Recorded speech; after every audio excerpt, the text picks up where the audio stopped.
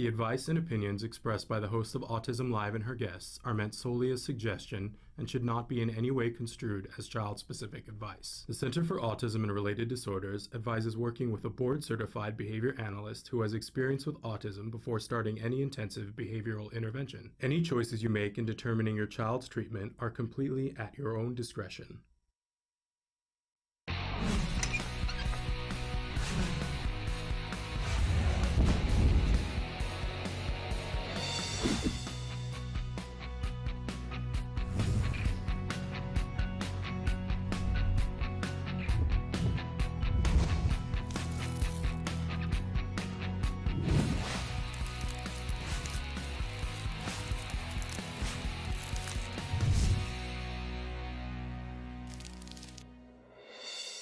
Good morning and welcome to Autism Live. I'm Shannon Penrod. We're coming to you live from the Warner Center in Woodland Hills, California.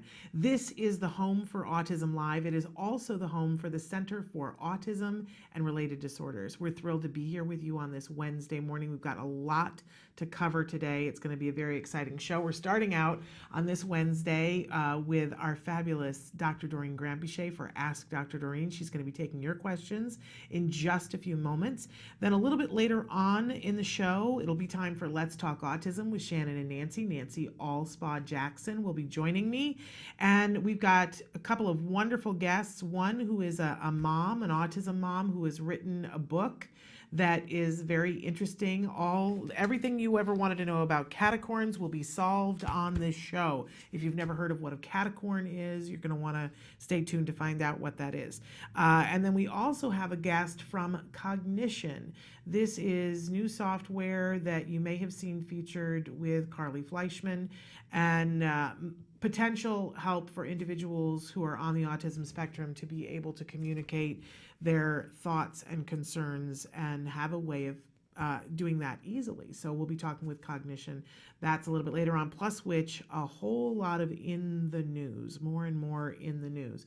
We want to thank all of you for being with us and for participating with us in the past few years and continuing on today. We had some really emotional things on the show last week, and you guys participated overwhelmingly, and we really want you to know we heard what you guys had to say, both about our video about Dr. Shooter in the UK.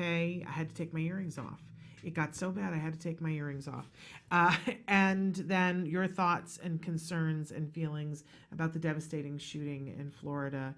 And we will be continuing to cover things that we can do here on the show to be able to help keep all of our kids safe.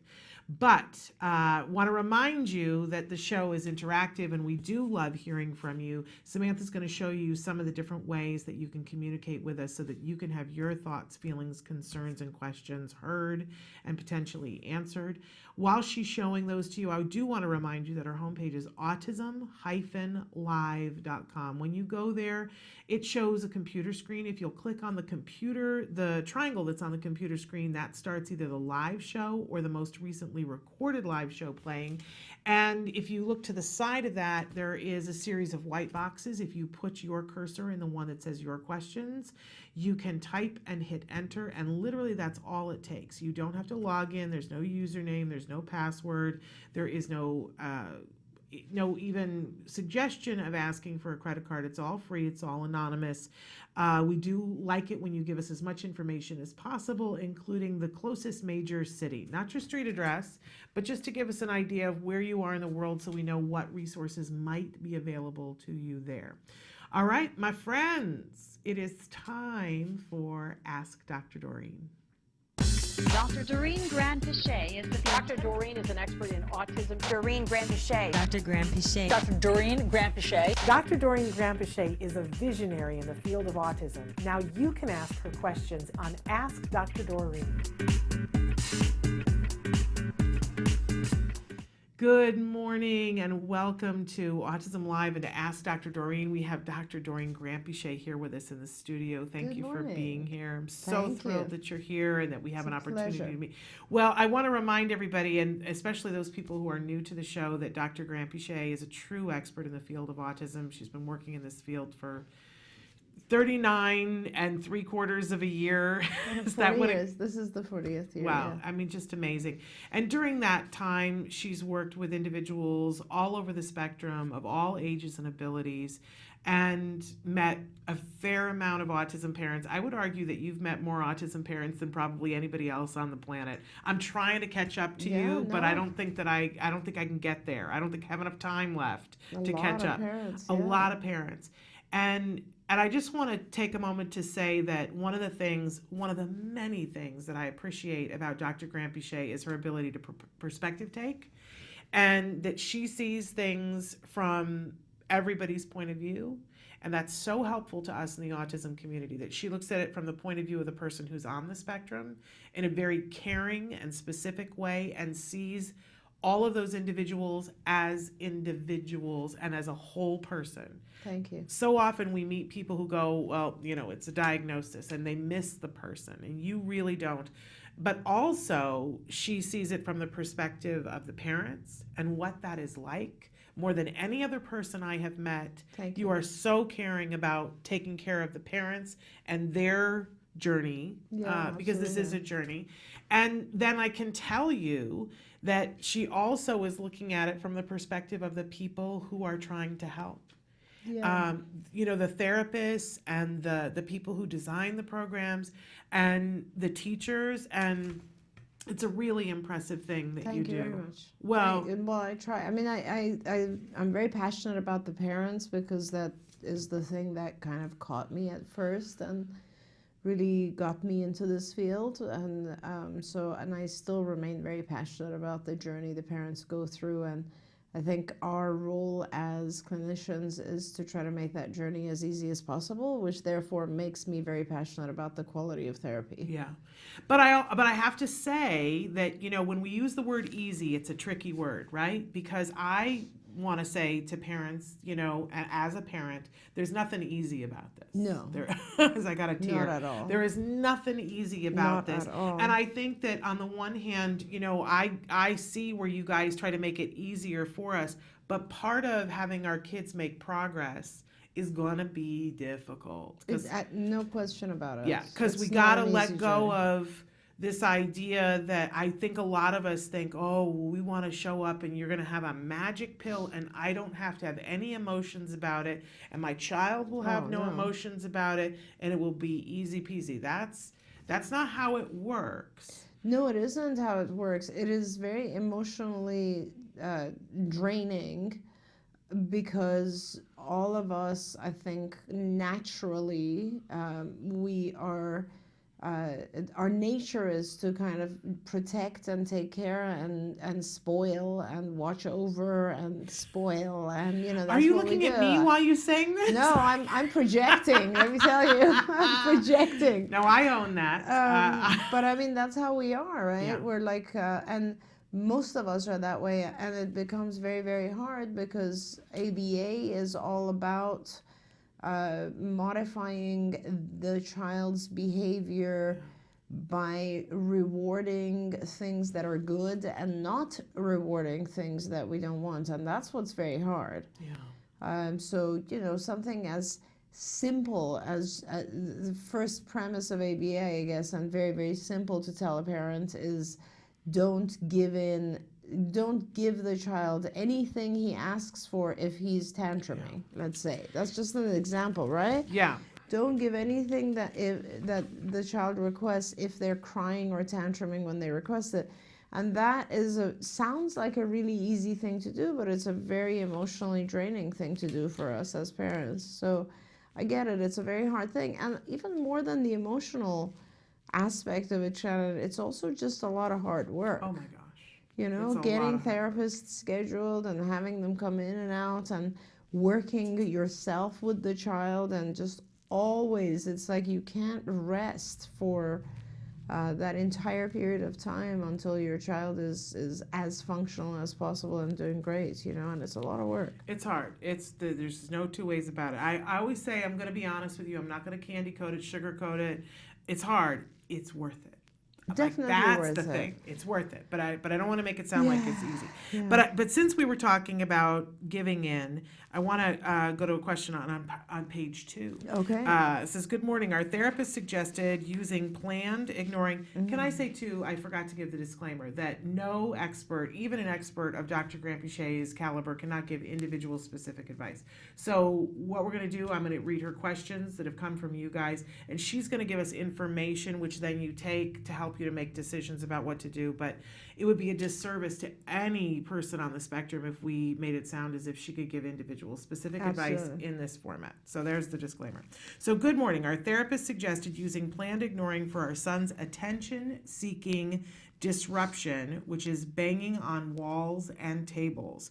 We have, but now we see he's doing it way more than he usually does, and my husband can't ignore it. After about the 7th bang, he intervenes and tells him to stop and sends him to his room. I'm scared. We just made it worse. Please help. It's hard, right? Yeah, it's very hard. And I'm going to tell you what just happened. So what just happened is called, that actually has a name, it's called an extinction burst. So an extinction burst is a behavior that increases, when you start ignoring a behavior, it will increase before it extinguishes, before it completely goes away. And the reason for it is very simple. If you think about, again, this is the task of putting yourself in the child's position, right? And thinking like the child. So from the child's perspective, they have been getting your attention when they're banging on the wall or table, and perhaps they get your attention. It's negative attention, but it's attention nevertheless. Perhaps up till now, they've been getting your attention after 2 or 3 attempts. So it's now you're ignoring the child, and in the child's head is this dialogue of, wait a minute, why aren't they paying attention? Why aren't they reacting? I'm going to hit longer, I'm going to hit harder. It's the same thing as when a child screams and you ignore them. Before they stop screaming, they'll scream as loud as they can because their assumption is you're not hearing them. And it's the same thing here. The child's assumption is, well, what's going on? They're not giving me my usual attention, so I need to increase it. And so temporarily, it just got worse because what happened is that the child now has a new baseline. So now the child knows that you might not react after 3 bangs, but you will react after 7. So it's okay, it's a temporary setback, and what you need to do is just go back to what you were doing, but this time don't give in. If your husband has a really hard time, I ask that he just gets up and leaves. The best thing to do is, and even if you're at a restaurant or wherever you are, like he could just take a walk, and by the time he comes back, it'll be over. It will get worse before it gets better. That's called an extinction burst, and that's a natural part of ignoring someone's behavior. So just know that and continue doing it because you were doing it right. And, you know, it might go up to 10 bangs or 20. It doesn't matter. You just need to ignore it. You need to win by ignoring it. I want to tell you 2 things that I tell parents from my experience.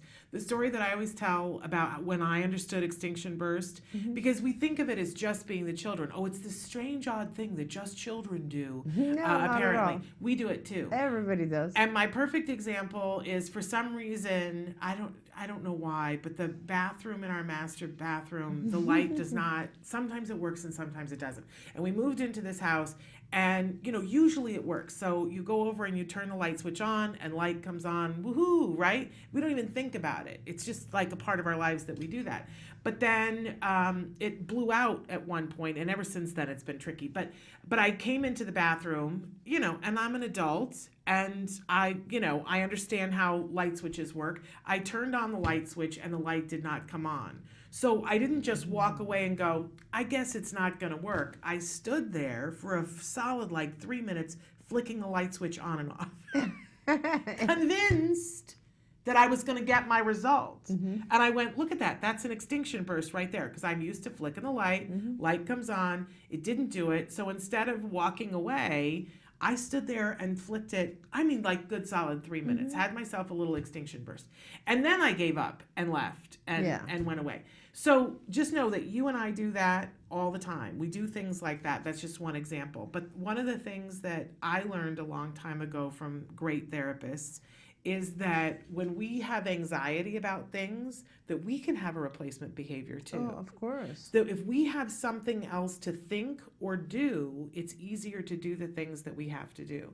So what I was taught by great therapists is when my son is doing something that is not what I want to see and I'm supposed to do planned ignoring, whether it's an extinction burst or something else, that I have to have something internal that's happening that's reinforcing to me so that I don't speak about it. Very good. And so what they taught me was, especially during an extinction burst, to stand there and take like data on it to say, okay, so because I'm going to have to tell the team later on, so what's he doing? Oh, he's spitting. Oh, now he's throwing something. Oh, it's 2 minutes in and he just threw something. So I've got an activity to do. But when it gets really heightened, to say to myself, oh, an extinction burst means it's working. That's right, 100%. Which means that this might be the last time he does this if I just hang out, take data, and not react. This might be the last time. That's a really good tactic. And that gives me something to do instead of, because we see I like to verbally vomit.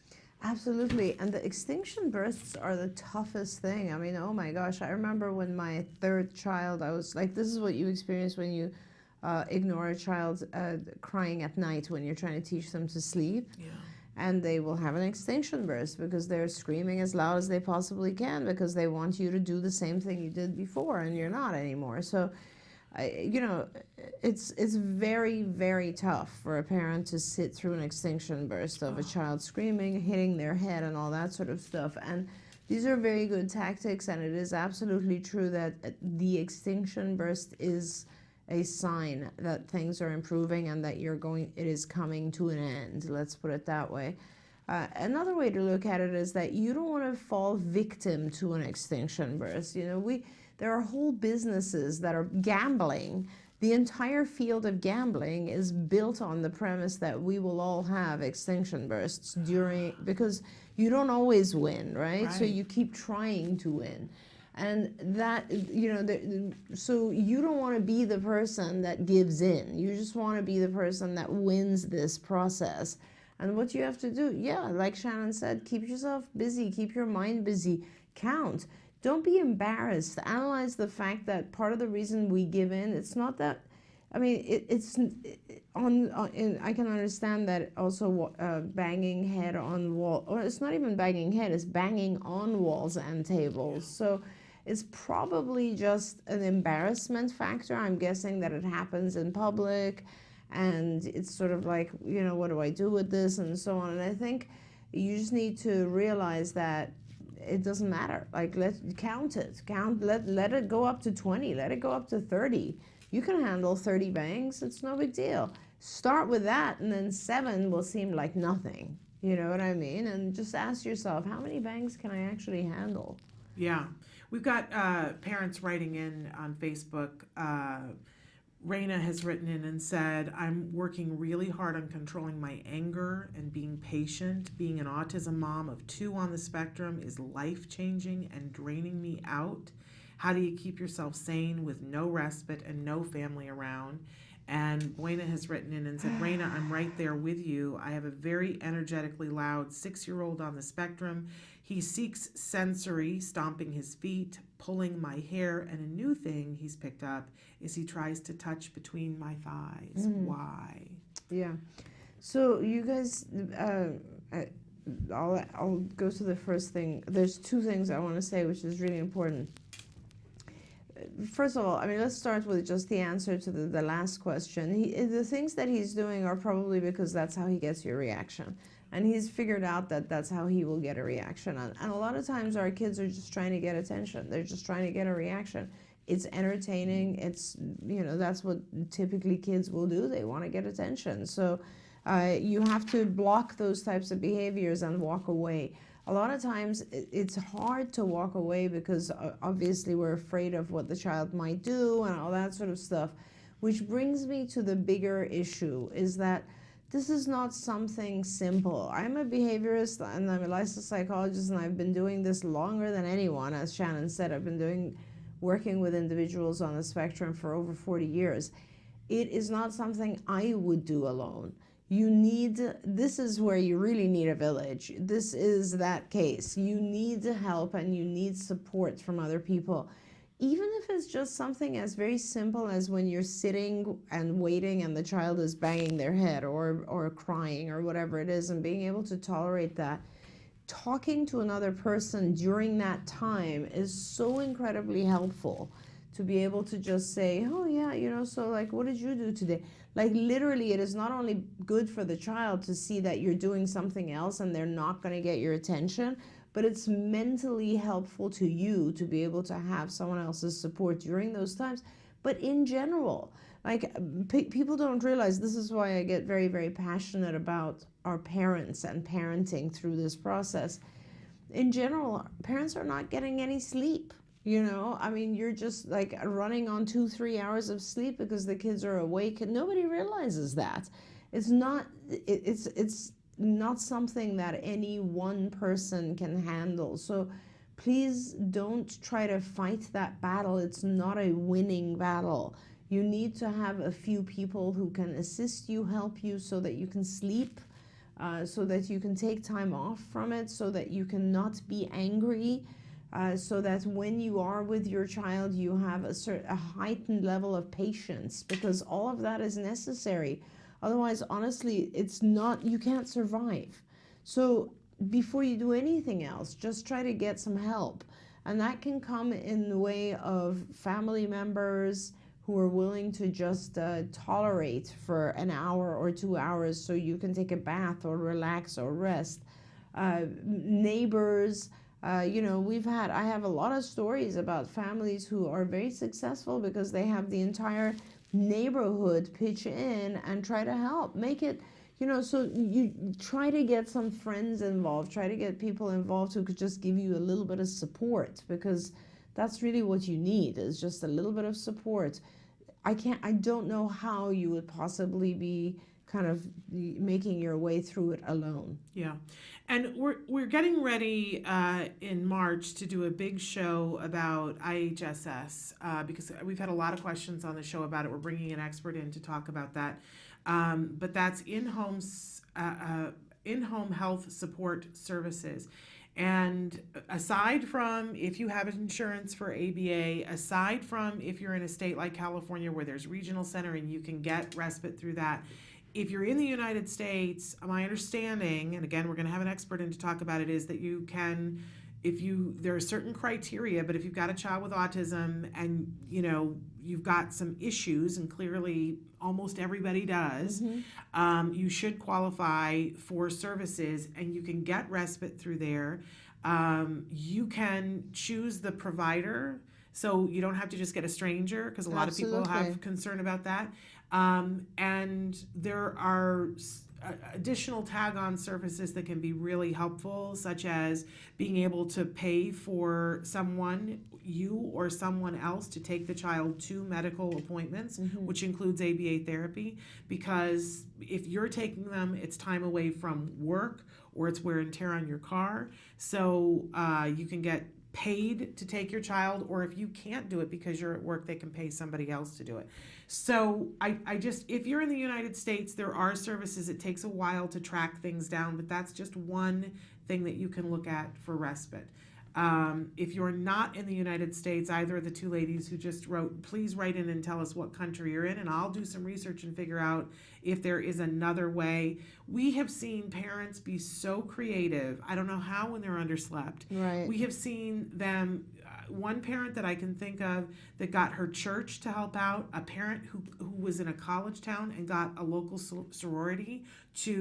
Each sorority and fraternity has to have a project in the community. So a sorority adopted her child as their project, and they provided respite, and even some of them got trained to be able to do ABA with the child. Amazing. I know somebody else who was able to do it with the Knights of Columbus in their community. Yeah. I mean, I get chills thinking about all the possibilities. You might be too tired to see it, but write into me and let me see if I can find some resources in your community. I can't promise that I can, but let me look while you're sleeping. Absolutely. And you can write into me at s.penrod@autism-live.com. That's true for anybody. We need to take a short break, and then we are going to be back with more Ask Dr. Doreen after these messages. Stick with us.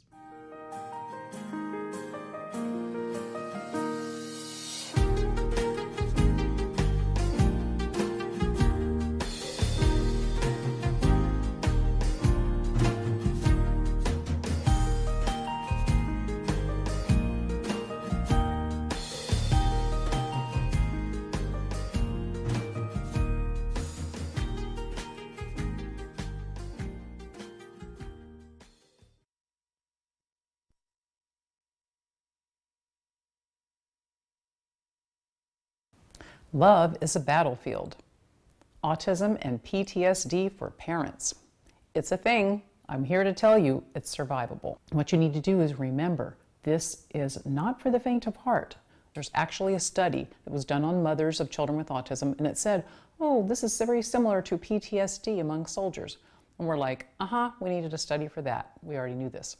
However, you got to remember that stress is very important, not only because it's just stress that we're all dealing with, part of the modern day life, it can have serious effects.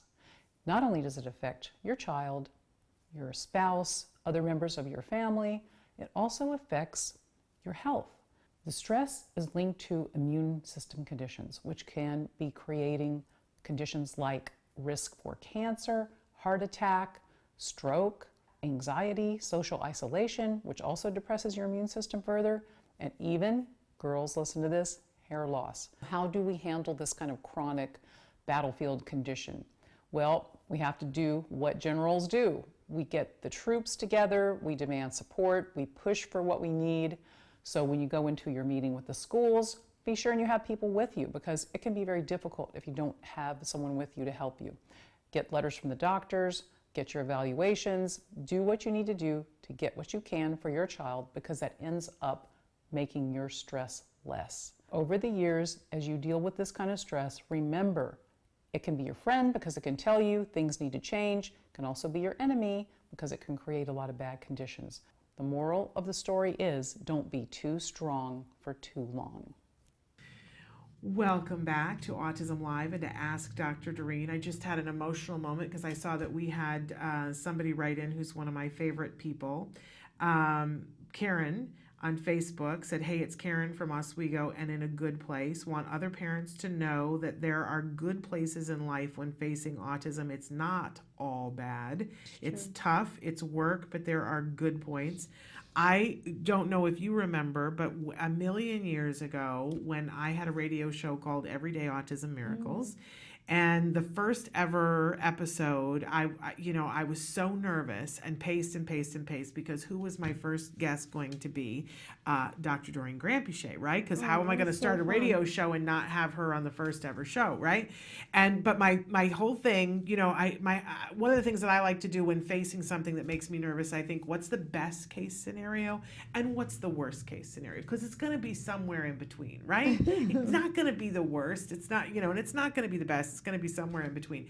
And so I have Dr. Granpichet on the call on this live radio show. We get a live caller in. It was Karen from Oswego. And Karen wrote in and said, this is making me furious because you're making it sound like, there are possibilities. And it was my worst nightmare, that somebody was going to call in and say, none of this.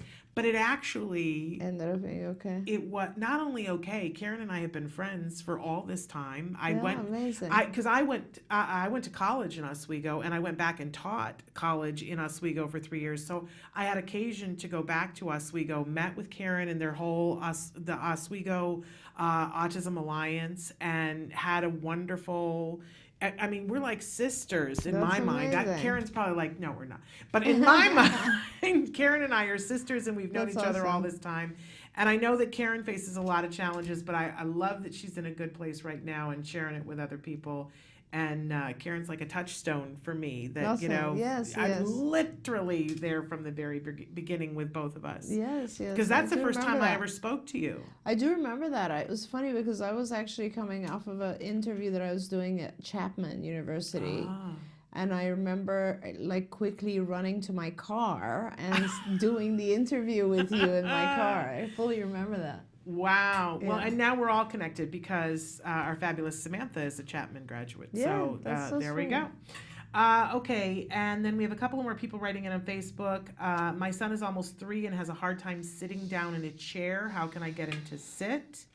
And then we have another question about a grandson who licks everything. So Okay. should we deal with the chair first? Sure. Okay. But can we also, just to address what Karen had written in, Yes. like we absolutely don't want people to think that there are no positives in this. There are no question. There's, what I always tell parents is that having a child with autism is one of those rare opportunities that slows life down and lets you appreciate every milestone and every accomplishment.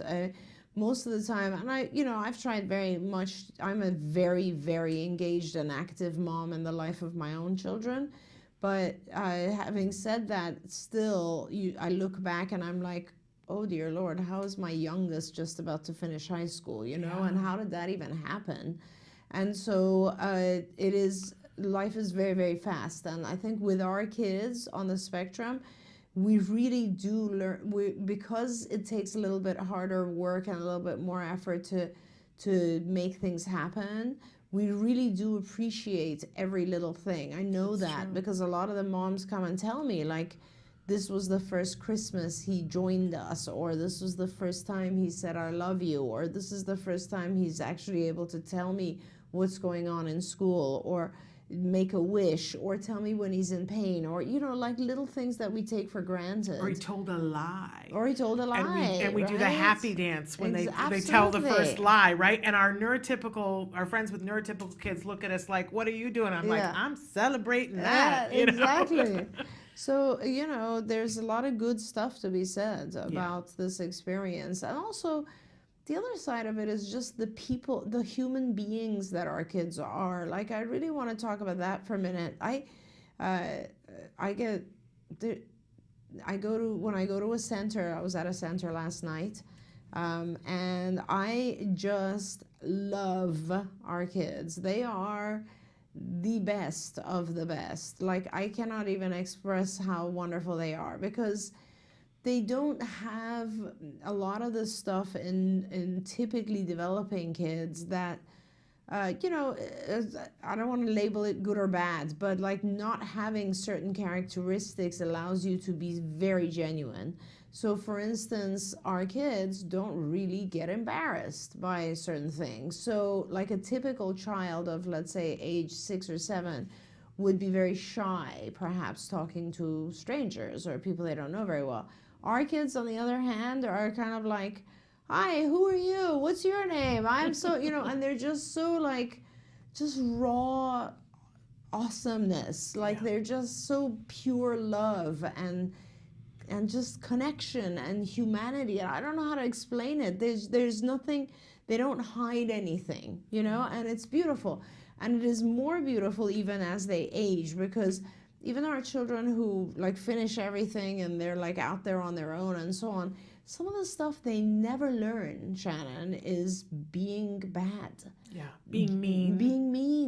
Being hurtful, wanting bad stuff for others, being jealous. Like a lot of our kids are just sweet, lovely human beings, because they never learn the other stuff. They never, there's no reason, there's no reason, they're not in competition with other kids in some ways. So they just always maintain that certain level of purity and beauty in them. Yeah. So those are the amazing things. And then there's also the other side, which is like, they have an incredible way of seeing the world, which is actually, I always like to say, getting more and more, I guess it's merging with where we are in the world now. So in other words, some of our kids, they don't see life through all different angles that we do. They see it in a much more narrow angle in one way or another, and sometimes that narrow angle happens to be things that are happening much more, like technology.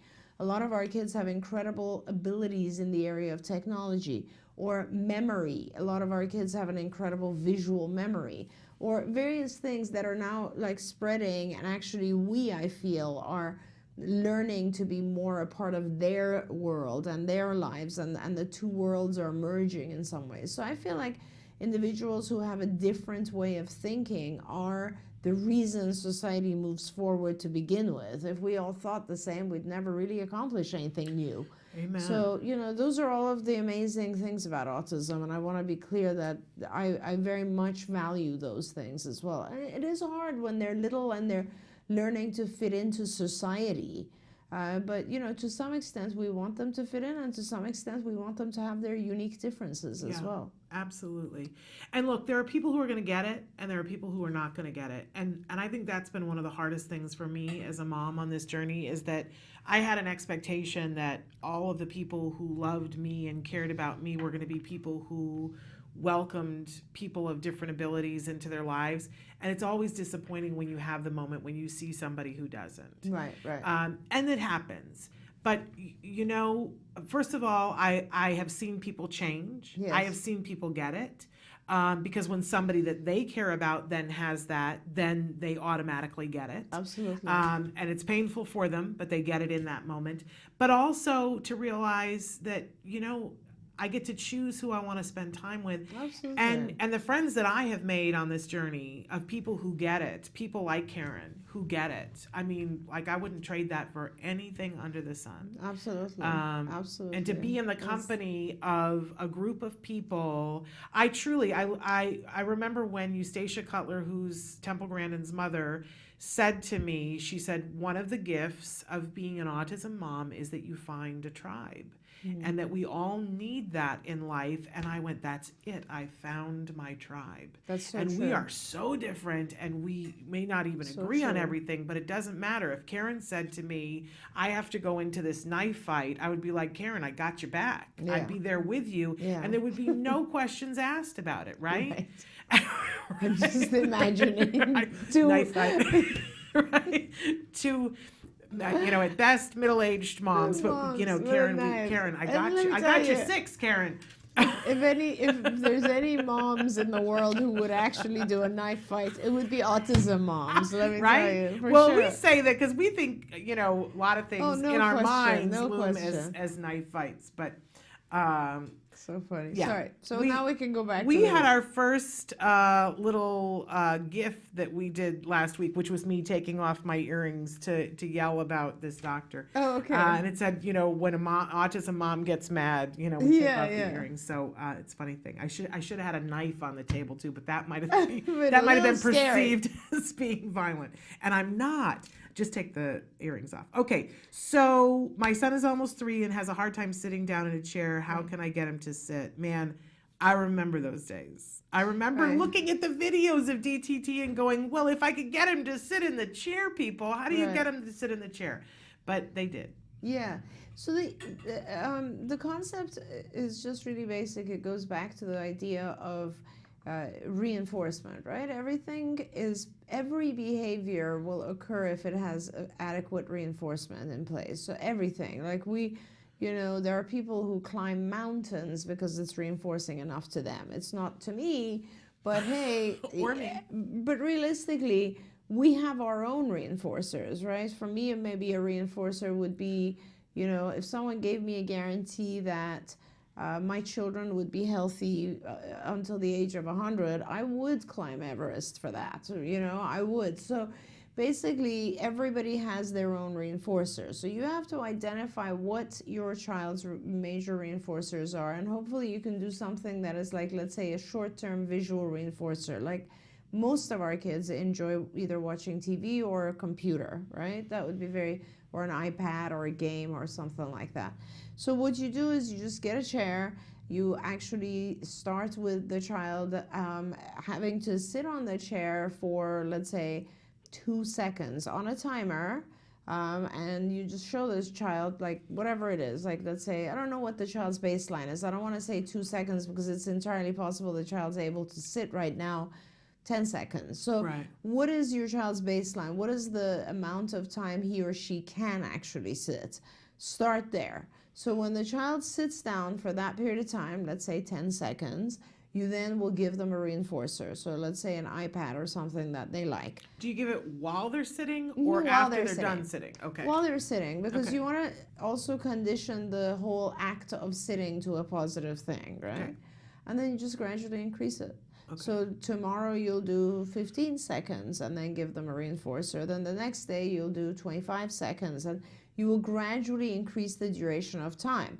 You will hit a point where the child is like, wait a minute, this is getting too long.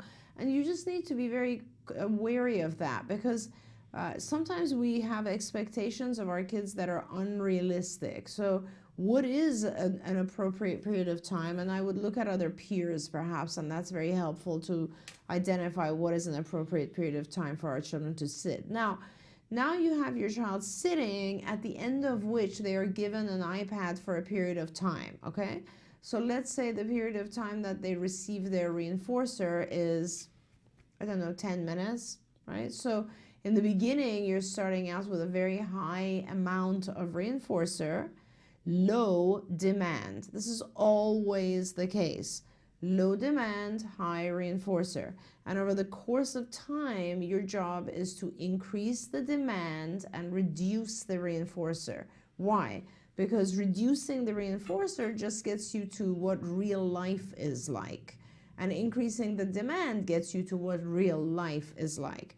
So your goal would be to increase the duration of time the child's sitting on the table, on the chair, to what is expected of other peers, and then reduce the reinforcer to what is given to other peers. So for instance, if the child is in, let's say, class, and everybody has an expectation that they're going to sit for 10 minutes at a time, well, guess what? The kids are getting natural reinforcers while they're sitting because they're listening to a story, let's say, or they're interacting with peers, or whatever it is, it's social reinforcers. And our child is not getting that. So you need to put in place a reinforcer that works for your child, but then reduce it. So let's say if you're practicing this at home, which I suggest you do, and you don't practice it at school, if you're doing it at home, you want to get to a point where realistically you can have your child sit for 10 minutes and then just get on an iPad for 1 minute. And that's your goal. You don't start there, that's where you end up.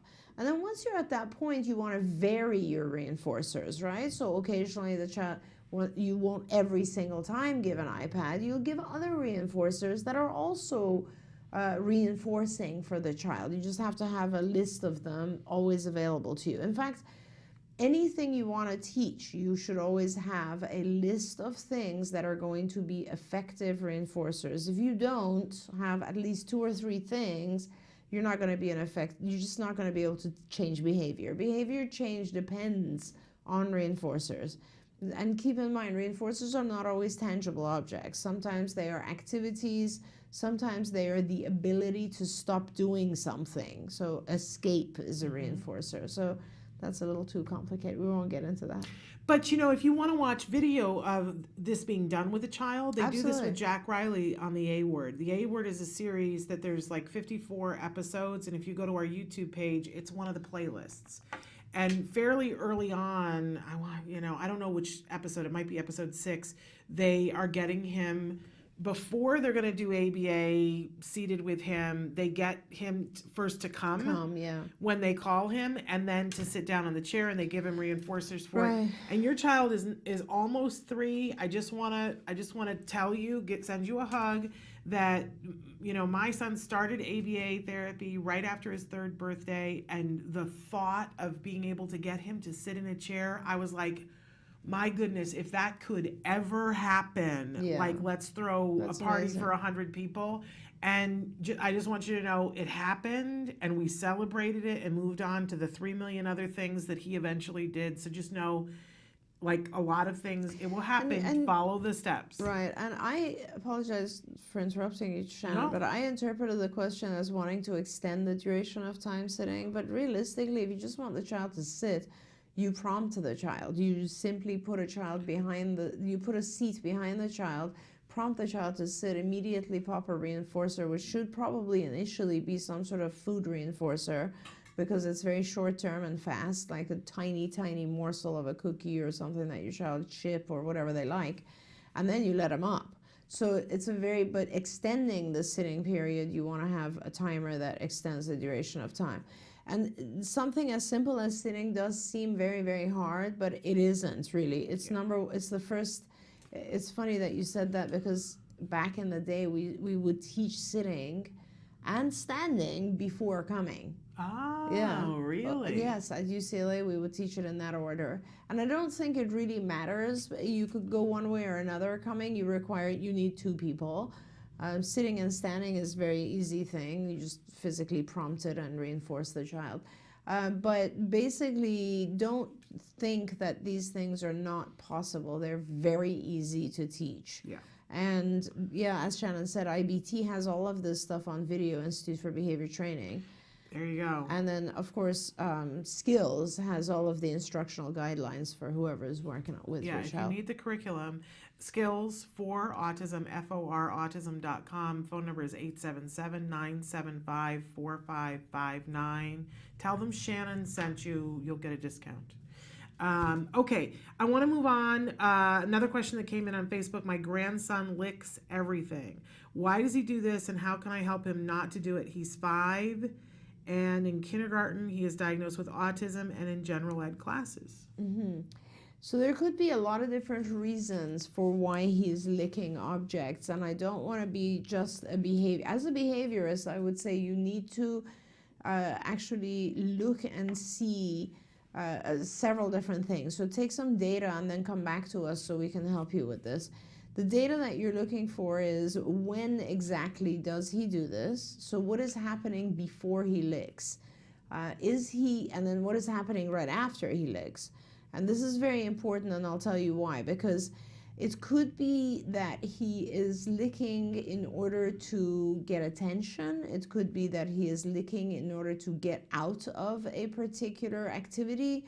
It could be that he licks and other kids laugh, and then he thinks that's positive attention. I don't know. I just need to know what's happening around the behavior each time it happens. And it could be different things, but we have to find the common theme of what, it could be happening inside the classroom, outside, whatever it is, but the same thing happens each time. And that's what I'm looking for, is like, what is happening before and after the licking? Now, that's the behaviorist perspective. The other perspective is sort of a medical perspective, and I would want you to talk to a physician and try to make sure, get a blood test, and make sure that he doesn't have any significant deficiencies. I have had many children licking various things that actually fulfill a deficiency that they're experiencing. For instance, some children might lick walls because they have a calcium deficiency, or metal objects because they have low iron. You need to kind of check and make sure that he's not experiencing a deficiency. Now, third thing is sensory. Why don't we take a look and see if he's licking a particular texture? Because it is also possible that he might be craving a texture on his tongue. So these are the types of things you want to gather some data on, and then come back and we can talk about what to do in each case, because it's going to be different for each situation. And since she mentioned he's in kindergarten, she can also be asking school to take some data on it as well. 100%. If you do that, ask them to take an FBA on the licking, Absolutely. functional behavior assessment, and then they'll come back to you with that, and come back to us once you have that information. Okay, I think we should take a short break, and then we're going to be back with more of your questions that you guys are writing in on. We've got Facebook and YouTube coming in, so thank you very much. Stick with us. Hi, Lisa Ackerman back with Talk of Facts. Questions, real life questions and answers for the autism journey. Oh, are you ready for this one? Talk to me about puberty. So what I would recommend is, first and foremost, is the kids that have done the therapeutics, the medical, and the dietary allergen removal interventions tend to have an easier time at puberty. Seizures are really common for children on the spectrum, more than neurotypical populations, and they're especially most common right at or about puberty time. So it's extremely important, even if you have a 10-year-old, that you've already done an EEG, that you consider before they go through puberty to get a second EEG done. Just because you have one clean EEG with no abnormal brain activity or seizure activity, you need to do another one prior to puberty. That's one of the most common calls we get with teens on the spectrum, is they are often experiencing a seizure for what their family thinks is the first time. And the third thing is, you're gonna have a teenager, so you're really gonna have to kick it up a notch on those life skills, social skills, and getting your kid ready to be that teenager they need to be. So if you're doing that baby thing, and I know you are, where you're maybe making their lunches or helping them with laundry, we need to start bouncing some chores over to those kids. And we also need to increase social environments where they can be successful. So think about it. We've got 3 really important things that we need to look at. Puberty is a very serious issue, and we take it very seriously. So make sure you have all of your therapeutics, medical, and dietary interventions in place. Consider to do another 24-hour EEG with your physician prior to puberty. And the third most important thing, get ready to raise the bar. Your job is to really get them ready for life. And I know you can do it. Welcome back. Just want to say that Karen wrote in and said that one of the best things she ever invested in was a visual timer. And we love visual timers. It makes a great deal of sense. And so thank you for that, Karen. I want to pivot now on Facebook. We have a question. Hi, my daughter has ASD. She's 4 years old. We've been doing ABA. We're doing 30 hours a week. Good for you. She's middle functioning. She's nonverbal. Her progress is slow. We're using Prolo quote to go. But my question is, how far will she go? Mm-hmm. Isn't that the question that we all have, right? I think she can't go to normal school. Will she be going to special education? Please help me. Kids coming out of special education school, I'm not sure what that means, but she says, I'm worried for her future. How old is the child? 4. And she's nonverbal, did the mom say anything about how much intervention she's already had? Well, she's doing 30 hours of ABA a week now, but Okay. we don't know what happened before. So I know you're on Facebook, so if you're still watching, write into us as quick as you can, because we're getting to the end of the segment. Right. And don't equate being nonverbal with not having intelligence. That's actually very important, because sometimes our kids are nonverbal and they have other issues going on as well. For instance, sensory input issues and dysregulation and so on and so forth. But don't let, I don't want to, I have had some children who are able to communicate in very advanced forms non-verbally. Oh, yeah. So, sometimes our kids have a very hard time vocalizing things, but nevertheless, they're very intelligent and they can do really, really well going forward. So it's really a matter of, is she getting quality therapy? How long has she been getting therapy? What kind of progress do you see? What other issues there are? It's a very difficult question for me to answer without knowing your child. As Shannon said, it is like probably the most common question I get asked, and really, before I answer it validly, I have the child go through hours and hours of assessment so that I can actually see how they're functioning, what are the things, and I would recommend that. Excuse me, I would recommend some assessment. If your child's 4 or almost 4.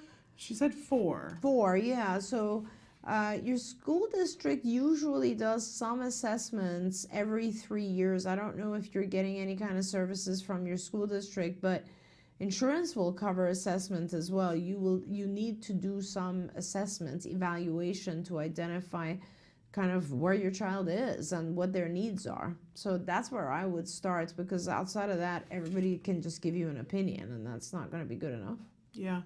I just want to point out that we're going to be talking a little bit about Carly Fleischman in the next hour, and she is a nonverbal young woman, and I would encourage you to look at some of the things that she's been able to do, because it will inspire you. Like the top of your head's going to come off That's when you right. see what Carly's been able to do, and also to remember that you know, the nonverbal thing has changed so much in the last few years. It used to be, I had a parent write into me and say that only 20%, when her child was diagnosed with autism, only 20% of kids ended up being verbal. And that is completely flipped the other way now. That they're saying it's 80% now of individuals with autism will be able to communicate verbally. I've never heard that statistic of 20%. Like, to me, nonverbal and remaining nonverbal is at most 20%. Right. Like, really, well, I've never that's seen where it. we are now. So just know that there's a whole lot of hope. Absolutely. And I know one of the questions that I hear asked a lot when somebody says that a child is nonverbal is they say, are there sounds? Are they able to make sounds? Are they making approximations? Are there words?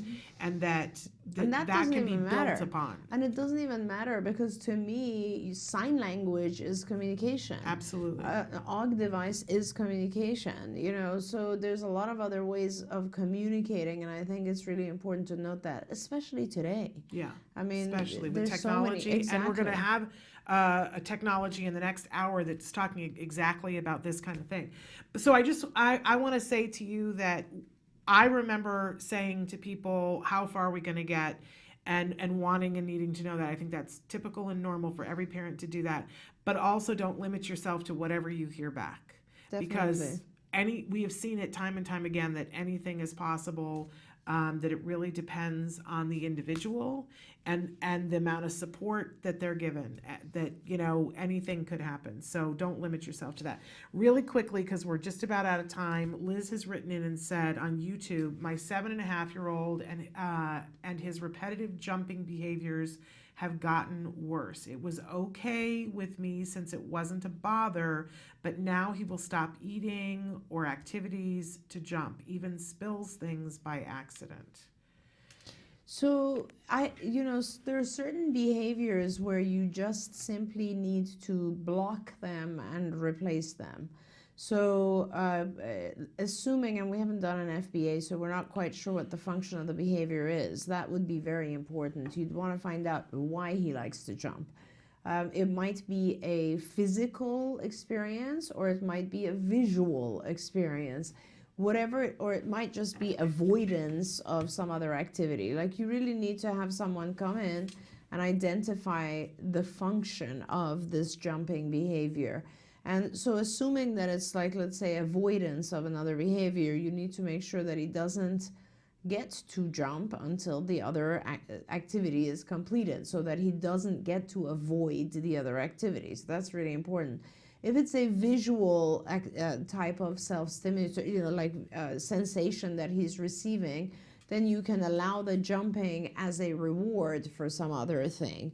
And you get it under control that way, and you limit it to certain time frames when jumping. I mean, a lot of kids like jumping, but they do it when it's appropriate, like on a trampoline or so on. But let's start by getting an FBA, like figuring out what the function is. Now, if you have access to a behavior analyst, they could do that. If you don't have access to a behavior analyst, one good way to do this is to go on skills and go in the portion that says CFA, which stands for CARS Indirect Functional Assessment. And when you go in there, you can answer a bunch of questions about this jumping behavior, and then it'll offer you some suggestions of functions that could be related to it. And then you'll hopefully recognize which function.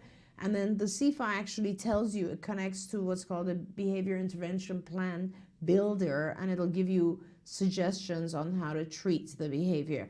Every behavior is different. So honestly, if he's jumping for sensory input versus jumping to avoid another activity, you're gonna have completely different interventions to deal with the same behavior, which is jumping. That's why it's really important to know what the function is. And just in the time that you were answering that, Jordan wrote in on YouTube and said, "What do I do if my daughter keeps biting people in class and chewing on her clothes?" She's in 8th grade, and a lot of what you just said, although jumping and biting are vastly different things, and there are different consequences for them, and there are different considerations, especially at school, it's still looking at what the function of the behavior is. Absolutely. And they can do that on skills, as you were just saying. Definitely, and those are two separate behaviors, so biting people and chewing on her clothes, but they are both related to oral motor, and I'm guessing that she has some oral motor issues going on. It's possible also, like you, with a child like that, I would be definitely increasing some oral motor activity at home, like for instance using a vibrating toothbrush inside her mouth, things that are going to stimulate the muscles inside, which will then help her need to do that outside decrease. But then I would absolutely be looking at what happens when she does that. It's very possible she gets a ton of attention, good or bad attention, doesn't matter. It's very possible that she's like getting access to objects that she wants by biting people who don't give it to her. So, you know, you really need to start with doing the functional assessment to figure out what each of those behaviors are accomplishing for the child, because that's the key to behavior analysis. And especially because that's at school, that the behavior is happening at school, in writing, ask them to get the BCBA, Board Certified Behavior Analyst, that the school has on staff, because they probably do, to do a functional behavior assessment, an FBA. So you can say, get the BCBA to do an FBA on the behavior. They'll go, ooh, they know what they're talking about. Because if you don't, they're going to move her placement and say that she's a danger to the other students. And then you're going to be in a world of hurt. So make them get you the function of the behavior, make them get the behavior intervention plan, get it all in writing so they can't say, oh, we didn't know. I would jump all over that. Thank you. We're out of time. Thank you so much. I'm so sorry we didn't get to answer all these questions. But you know, we have a new segment that's happening on Thursdays where we ask an autism expert, and their regional managers and clinicians from, and it has been so awesome. That's terrific. So we have backup, and we Wonderful. got to answer a lot of the questions live, and I know that they so appreciate that It's when they have an always a opportunity pleasure. to hear from you. Thank you. So we're going to take a short break, and we'll be back with Let's Talk Autism with Shannon and Nancy. Stick with us. Where's that rain? I don't know. All I see are his little feet. Where'd he go? Where is he? Where is he? Oh, I found him. I found him. I found his little face. Where's Jack Riley?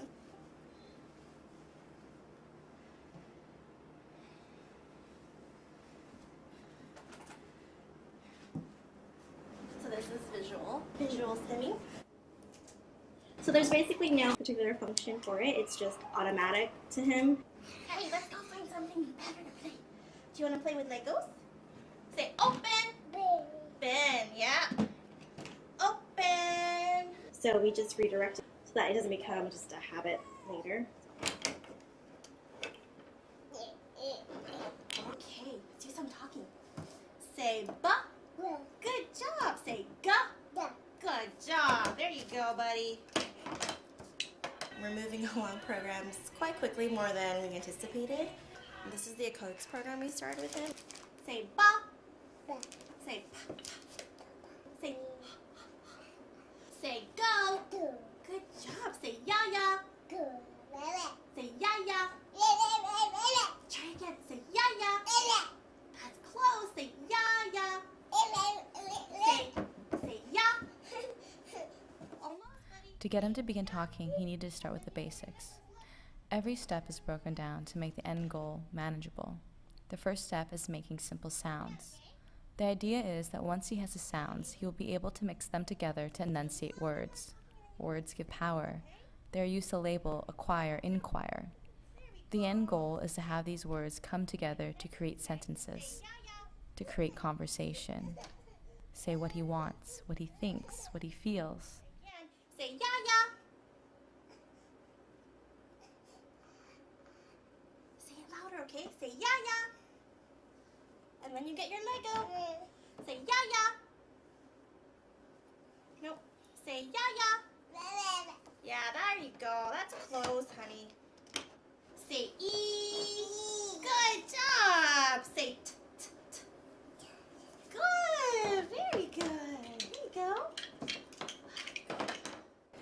these are just a list of the sounds that he makes or the words that he's trying to say.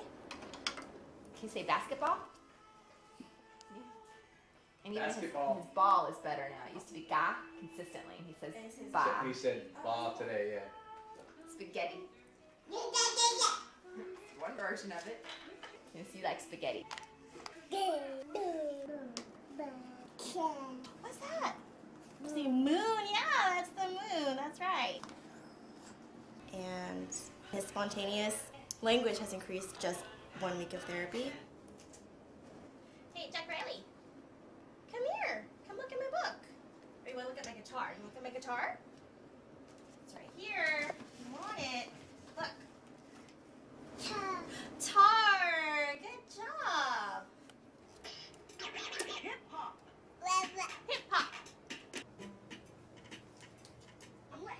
Jam.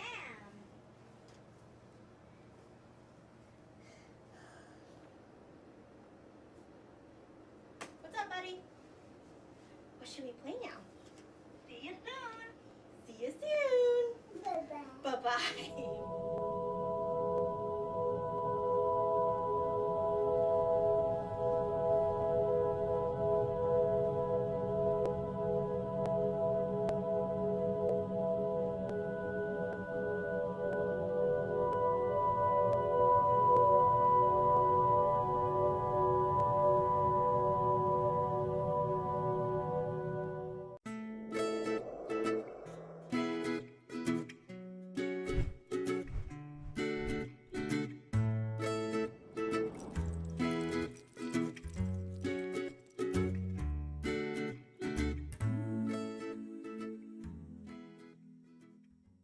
Good morning and welcome to Let's Talk Autism. I'm Nancy Allspaw Jackson. And I'm Shannon Penrod, and thrilled Hi, to Shannon. be here with you. Thrilled to be here with you. I like your purple. Well, and I was going blue. to say I like your pink.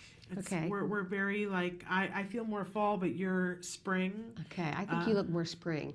Really? Yeah. I'm glad because I was thinking more spring, but then I looked at it and I was like, oh, Okay. maybe it's more fall. And it's cold here in LA. Oh man, it has been actually cold. I know people make fun of us I when know. we say it's 54 degrees and people go, that's not cold, but it's been below freezing Because there's been wind chill too. Yeah, that going and on, it's so. I like it. Yeah, me too. Because I know that it's not going to last long, and I know that it's not going to end up being winter. Our good friend from Oswego Karen was on earlier, writing to us on Facebook, and I spent many winters in Oswego, New York, where they have record snowfall. Oh, really? 106 inches in one storm. Forget it. In one storm, it's like visiting Siberia. And, my whole thing was when I would spend winters there, it would just snow and snow and snow. And I would think, but it's going to end. And usually it would snow right up until Mother's Day. Wow. In May. So we'd be at college graduation with snow. Craziness. So at least I know here it's just not going to last that that's long. not gonna We're happen. going to get a We're not couple gonna of see days snow. of cold. Well, we might see snow. Some people saw snow in the last couple of days, but it won't last. Right. And I'm okay with it if it doesn't last. Yeah. That's kind of refreshing. That's my new criteria for where I can live. It can snow. It just can't last. Right. Anyway, have you ever lived where it snowed? 'Cause In you're Boston. From the South. Oh, I lived there for 8 yes. years. Oh, yeah. So you know. I know snow. I really want for Jem to experience that at some point, that he needs to live someplace where it snows, but, maybe college. He'll, Right. Or for a small period of time. But other than that, I can't do it anymore. I know. For all of you who can, I appreciate you. In any case, we got a big show. Yeah, Two we've got guests. two guests. One set of guests who wrote a book that's going to be Carissa Winters. Right. Catacorn. We're going to find out everything there is to know about catacorns. Right. Had you ever heard of a catacorn before? I had not. Well, I hadn't either. But apparently, if you are a little girl and you like cats and butterflies and unicorns, It's a then catacorn. you will like catacorns. Okay. Because they are deal. And little boys too, probably. Well, I would think so. I was Boys at a and store girls. the other day where there were a bunch of kids with a mom, and they were looking for anything that had a unicorn on it. Oh, And there were really? boys and girls. I mean, unicorns are cool. So, Okay. as And we are also cats have and the creators of a new technology. Yeah, that- Andreas Forsland is going to be with us from Cognition. So we'll find out Cognition about, with an X, not a T. we'll find out what cognition is all about. Yeah, very exciting. So, but we do But have first some in in the the news. news stories, Yes. and There's What have one you got that's first? I've got the one from Newsweek about marijuana being the Okay, world's let's hit most that one first. is marijuana the world's most effective treatment for autism, because they're experimenting with marijuana with the oil, the cannabinoid and the THC oils in treating children with autism. And this particular news article focuses on an Israeli child who was severely autistic, and I mean, it sounds like miracles have happened with him. He was moved into a non-special ed day class after being unable to even go out practically. Well, the thing that started with me with this article is that it's Newsweek, and I really took great issue with the title that they gave the article. I did too. Is marijuana the world's most effective treatment for autism? Because you know what the question to that is? No. No. It isn't. It isn't the world's most effective treatment for autism, because that's already been decided and corroborated by hundreds, now thousands of tests, and the world's most effective treatment for autism is ABA. So for Newsweek, who should know better, it's just incendiary. It was sensational. It's sensational. That's what it is. But having said that, and so I put it in the mix for in the news because I was like, Newsweek, how dare you, right? But then I read the article, and one of the things that in the article it says is that people need to move past their preconceived notions of their objections to marijuana, because in the treatment for autism, and what I loved, it was very educational. They talked about 3 different elements of marijuana: THC, which we've all probably heard about, CBD, and then CBDV. And that each one of those 3 is uniquely different. So when you are smoking marijuana, what you're getting is the THC. But when people are doing CBD, it is different and reacts with the brain differently, and you don't get the high. Right. And I ordered some CBD oil for Wyatt. We have not really started on it full time yet, but I don't think that has any of the marijuana. Well, it says the hemp oil. It has completely opposite effects on the brain. And then it's a process. What it does is a process called modulation, which combats psychosis, depression, inflammation, anxiety, and depression. Twice. I'm quoting Newsweek, depression. So it must really combat depression. And it says, while it's the THC that gets people stoned and poses a potential danger to immature brains, it's the plant's CBD that relaxes them and counters anxiety, making it relevant to epilepsy and autism. And now this CBDV is also another version that they're hoping has the same results as the CBD. And preliminary studies of the CBD, especially in individuals who are more affected by some of the more severe things that go hand in hand with autism, they're seeing that it does lower the anxiety. I found it a really good read and very educational, because I did not before know the difference between THC and CBD. No, I hadn't either. And so, and I was hearing from parents who were like, well, why would I go get a prescription for CBD? Why not just give my child marijuana? Well, there's your answer. Because it works completely differently on the brain, and it can be not okay for an immature brain. I don't think for you the need THC. a prescription for just the plain CBD oil. I don't know. I haven't looked into it, but And I don't know, is it allowed in all states? A lot of families are using it for epilepsy. Yes. And it has been for some time been used for epilepsy. Yes, with some good results and some studies behind that, more studies being done.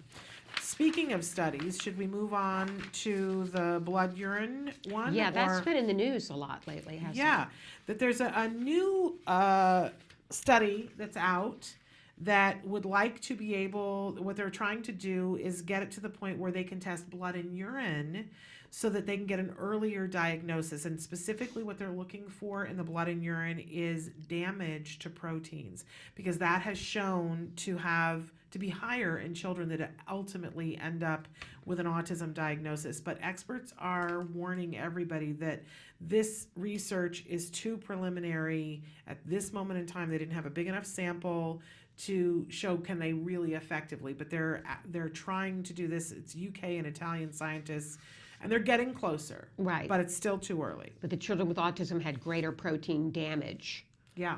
So, which makes a certain amount of sense with all the things that we know and have learned about the way proteins react in the guts of individuals who have autism. It makes a certain amount of sense. another study on jobs and relationships eluding adults with autism. Yeah. Which, of course, is no surprise. We've had lots of research on this. Nearly half of adults with autism live with a family member, and about 1 in 5 is unemployed, according to a new analysis.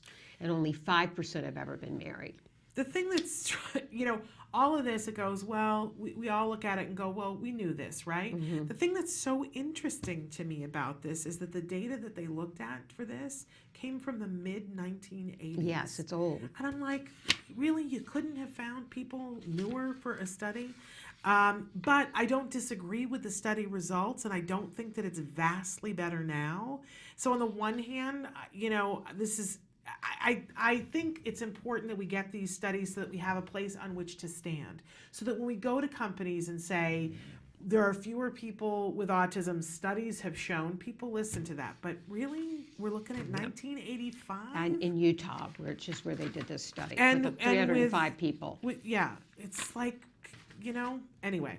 But I don't disagree with it, but can we please get an earlier study? And then lastly, I know we always try to end on a good note, but we don't have a good note to end on, because you and I talked a couple of weeks ago on the show. We said once again that, in case anybody is new and hearing about giving your child bleach, let us be abundantly clear that it is horrible, that it is potentially life-threatening.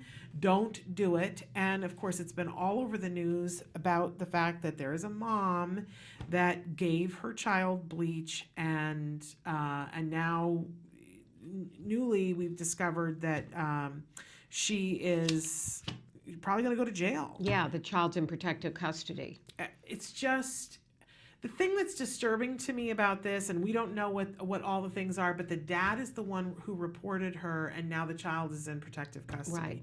I don't know what circumstances led to that. I don't know whether mom and dad are not living in the same house, but it just, I know, and we both know how hard it is. You want to be able to help your child, and you get bombarded with all this information from different people, and sometimes you don't know who to listen to. But it is incumbent upon all of us to do research before we do anything, and to look at what the science shows. And this is garbage. Do not give your children bleach. I think everybody watching our show knows that, but in case somebody new has come in, don't give your child bleach. It doesn't work. There's no study that shows that it works. And there are lots of studies that have shown that children have been harmed sometimes permanently. Physically, very harmed. So don't do it. Don't do it. Don't do it. All right. Okay, so do you want to take a break, and then we're going to come back We with, need to. with Carissa Winters, who's an amazing mom who's written a book inspired by her daughter who's on the spectrum. And that, doing some good things with these books, and some of the proceeds are going to a good cause. We're going to talk with her about all that. So stick with us.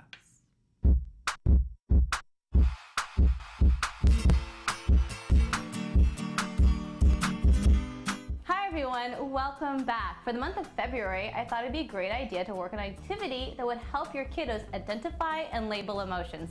And to help me out today is my good friend, Jamie. Hey, Suzanne. Hey there, Jamie. Hey, how can I help?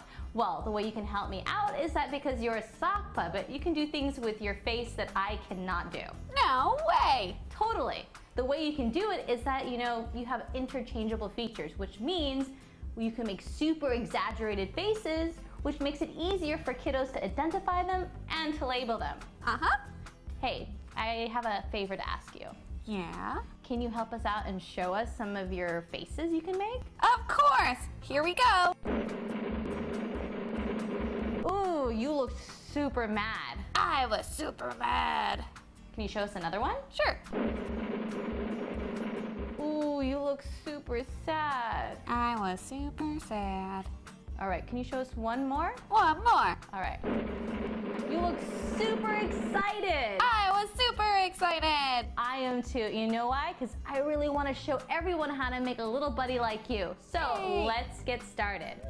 The materials you'll be needing are googly eyes, felt, a hot glue gun, imagination, scissors, Velcro, some heavy cardstock, and a clean sock. All right, let's get to it. So the first thing you want to do is you're going to grab your sock. Hopefully it's not dirty and used. It's a clean one. And what you're going to do is that you're going to take your sock, fold it in half like so, and then you're going to take your scissors and cut down. The reason we're doing this is that we're going to make an area for the mouth. The next thing you want to do is you want to trim the inside a little bit, because if you don't, it's going to have an overbite. So I'm just going to take my scissors and just trim a little bit off, not much. Now that this guy is ready, I'm going to take a hard cardstock or note card or whatever you have that's a piece of paper. I'm going to fold it in half. And what I'm going to do with this is going to be the inside of its mouth, the kind of reinforcement so you're able to move its mouth around. So I'm going to just cut it into an oval. And don't worry, if it's a little too big, you can always trim it. With this sock puppet project, the materials we'll be using, like the hot glue, is not something for children. So this is something you're going to be doing by yourself and then asking your child to join in once the puppet is ready to go. All right, now that I got that out of the way, let's start gluing. I'm going to take my hot glue gun and I'm going to glue it on the paper. Okay, once I have that, I'm going to put that in the inside of its mouth, and then I'm going to take the sock and then pull it over the edge and cover it with the glue. All right, so now that I have the bottom part done, I'm going to do the same thing to the top. So now that we have this part assembled, what we're going to do is we're going to take a piece of felt and we're going to cover this area so you don't see all the scraggly stuff. So I have my piece of felt right here. I'm going to fold it in half and I'm just going to cut out a similar oval shape. And again, don't worry if it's too big. You can always trim it after we glue it on. I'm going to glue it inside. All right, now we got pretty much the base of the sock puppet. He's got a moving mouth, but wait, he's got no features. We got to help him out with that. So what I'm going to do is I have these pieces of Velcro that I bought that are already sticky on the back, which makes my life a lot easier. And I'm going to peel this off and place it where I want his eyes. So one there and one there. And then I'm also going to put them also along his mouth. And then if you want to get fancy, you can put some for his eyebrows as well. So now that I have this, we should be making some features for him. I'm alive! Alive!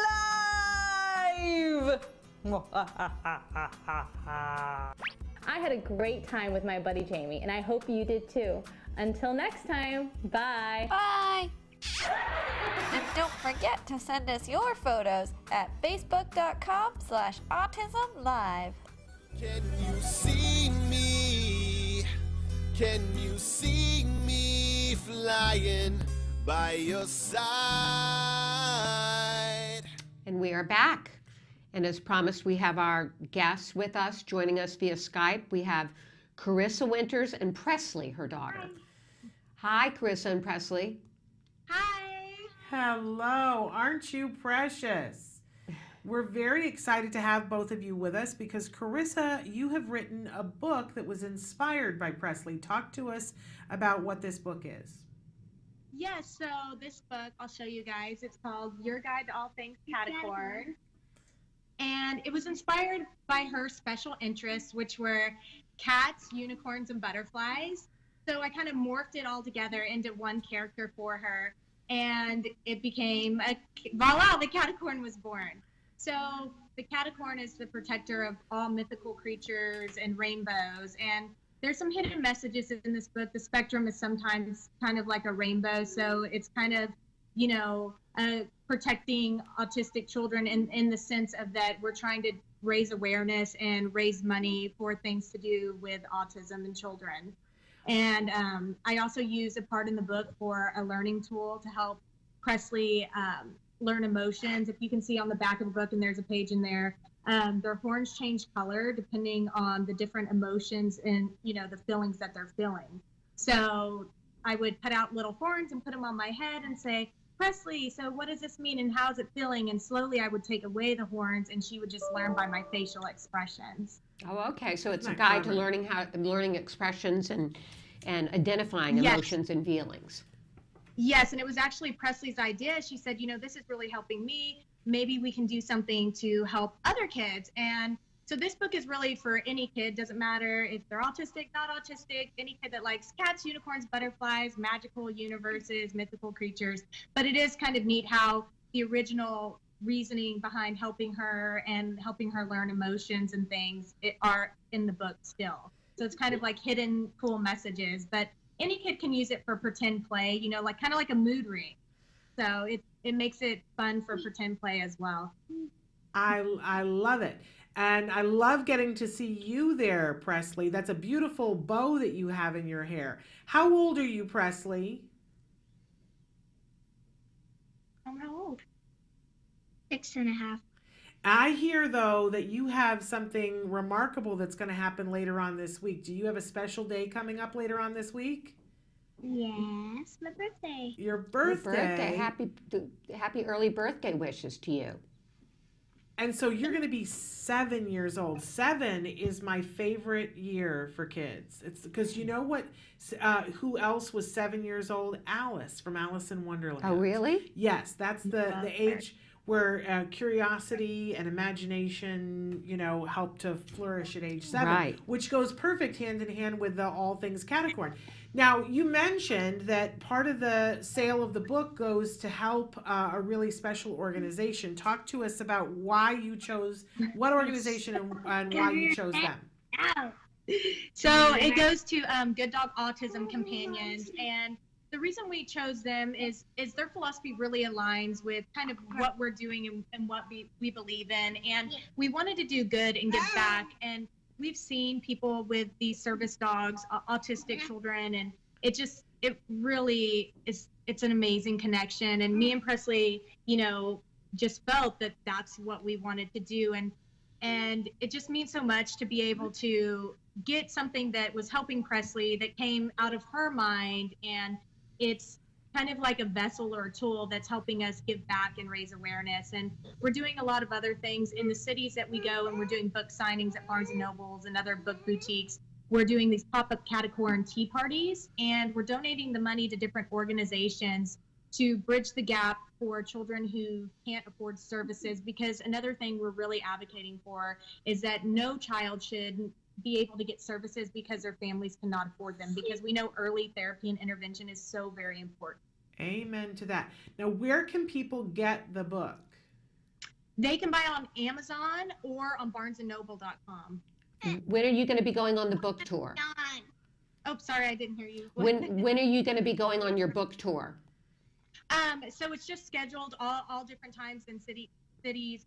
People can go look on catacornbooks.com. We also have a Catacorn Books Facebook page as well that will kind of tell all the different things. I'm doing in Midland, Texas, where I'm located. I'm doing a pop-up Catacorn Tea Party event on May 5th that's raising money for a place called Mark Spectrum of Solutions, and it's for their scholarship program to help, as I said, bridge the gap for the children that can't afford services. And I will continue that. And I'll make sure to email you guys a list as well so that you guys can kind of keep up where we're going and what we're doing. And what exactly is a Catacorn Tea Party? So what it is, it's going to be a magical party with face painting, balloons, rainbows. Lots of candy. And Catacorn's favorite food, macarons. And we're going to have, you know, I'll give everyone that comes a signed book. And it's going to just be kind of the most magical, over-the-top, rainbow, special event. And we're going to have a photo booth to take pictures of the kids with their face painting and props with wings and horns and, you know, little teacups. Oh, there you go. There's, Sorry. Oh, and there's a picture of you. Is that a Catacorn outfit? Yes, it is. From Halloween.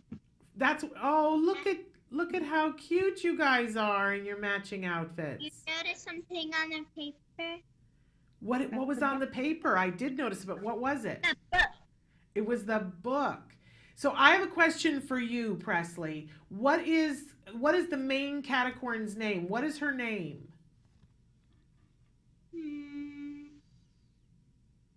I think it starts with a V.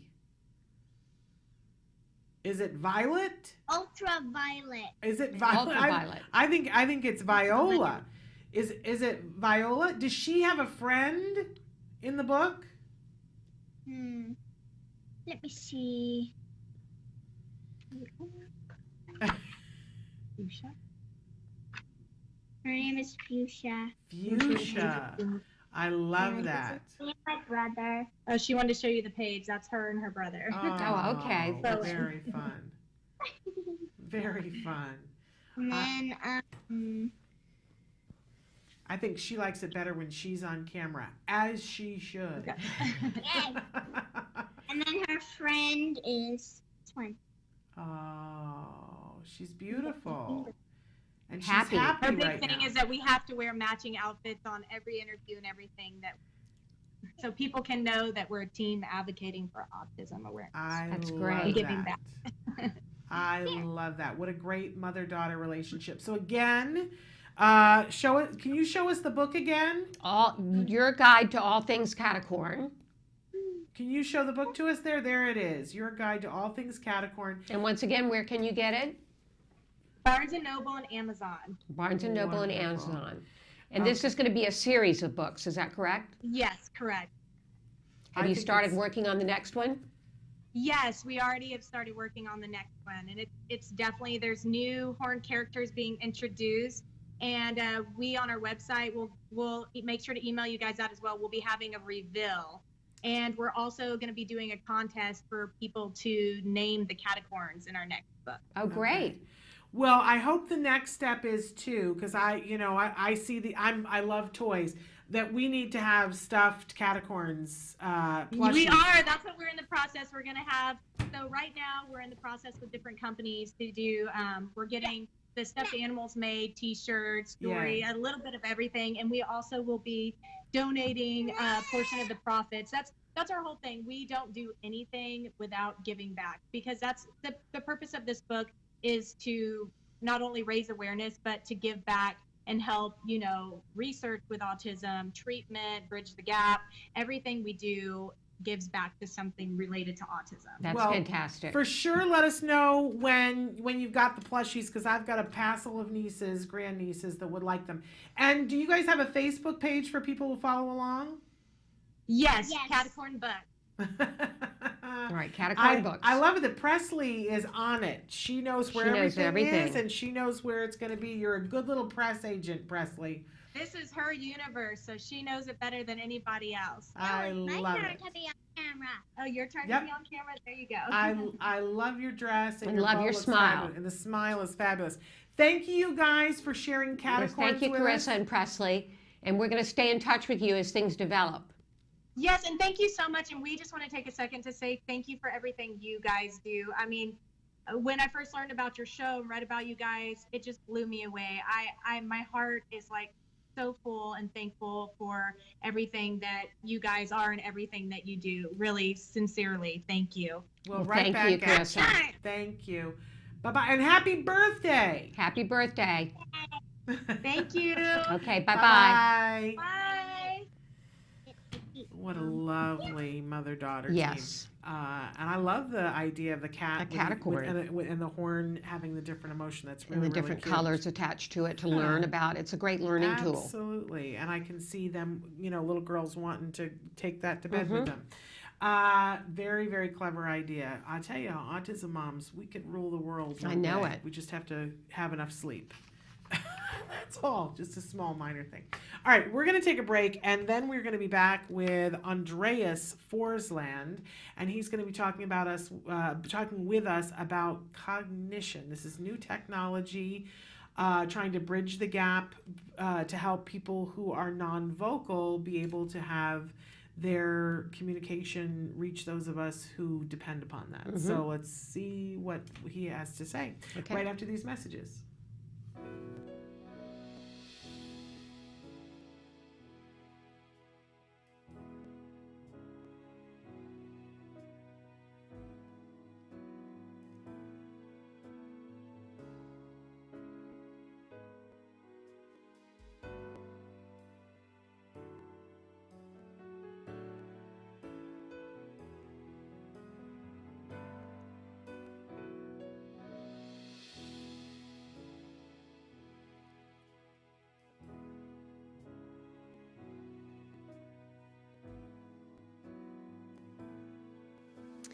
Being part of this community is really important to a mom with a son like Jackson, because it really does take a village, and you need so much support, you know, to help bring out all of the amazing qualities and skills and talents that our children have. So I'm just very grateful to everybody who was a part of this.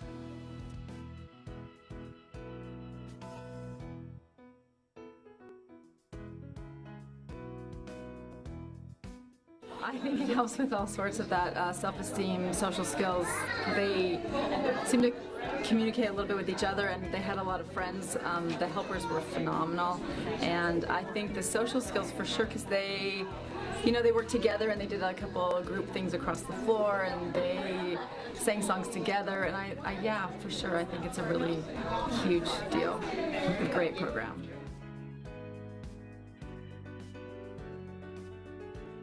What programs like this show is the person is in front of what we call today a disorder. I think what we're finding is that these sorts of brain challenges that make people unique can actually be gifts in ways we haven't discovered in the rest of society to bring them out. So when you see a program like this and you see the kids dancing, having fun, and making up jokes, making up the story. I was here when they did that. That was so amazing to watch, because they were all focused, they were all present, they were all laughing, they were all getting into the creation of this story. And that to me sort of broke the barrier to say, no, first we're dealing with people, and then we're dealing with the challenges.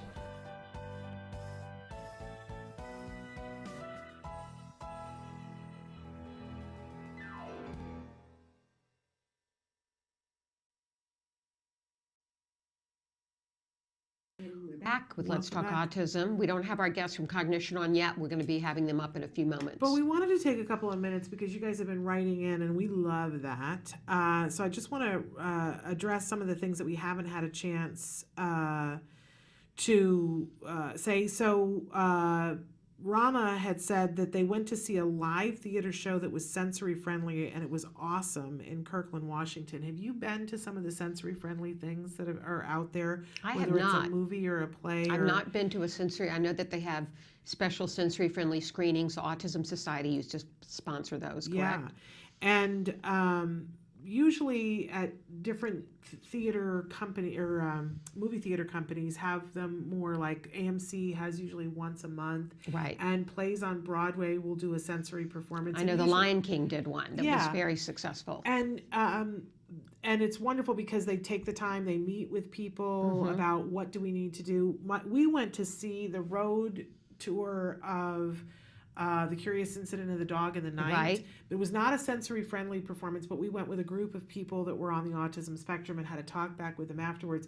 And there had been a sensory-friendly version of it on Broadway that they would do. I think they did it twice a year.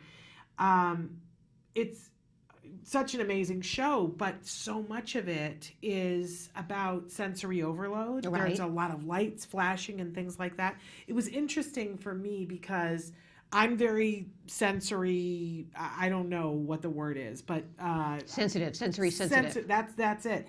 But it was interesting to sit with, 25 to 40 people, most of them on the autism spectrum, and they didn't have a problem with the flashing lights. I was the person who had the problem with the flashing lights. But for people who have issues with that, I love the fact that there are now these performances that you can do. We went once to one of the sensory-friendly movie theater things, and I don't think it was for us because the lights were on, which for me meant that I was much more interested in what everybody was doing. When the lights were down, I don't notice as much going on. So I had a hard time focusing on the movie. And Jem just wanted to be with everybody. He thought, oh, a movie is on. We haven't made it dark. I'm going to. Right. So he wouldn't sit in his chair. So I think it's, different things for different people. But I love the fact that it's out there. We're about to have on the show in the coming weeks, they're doing a project in New York at the Lincoln Center just about autism in theater.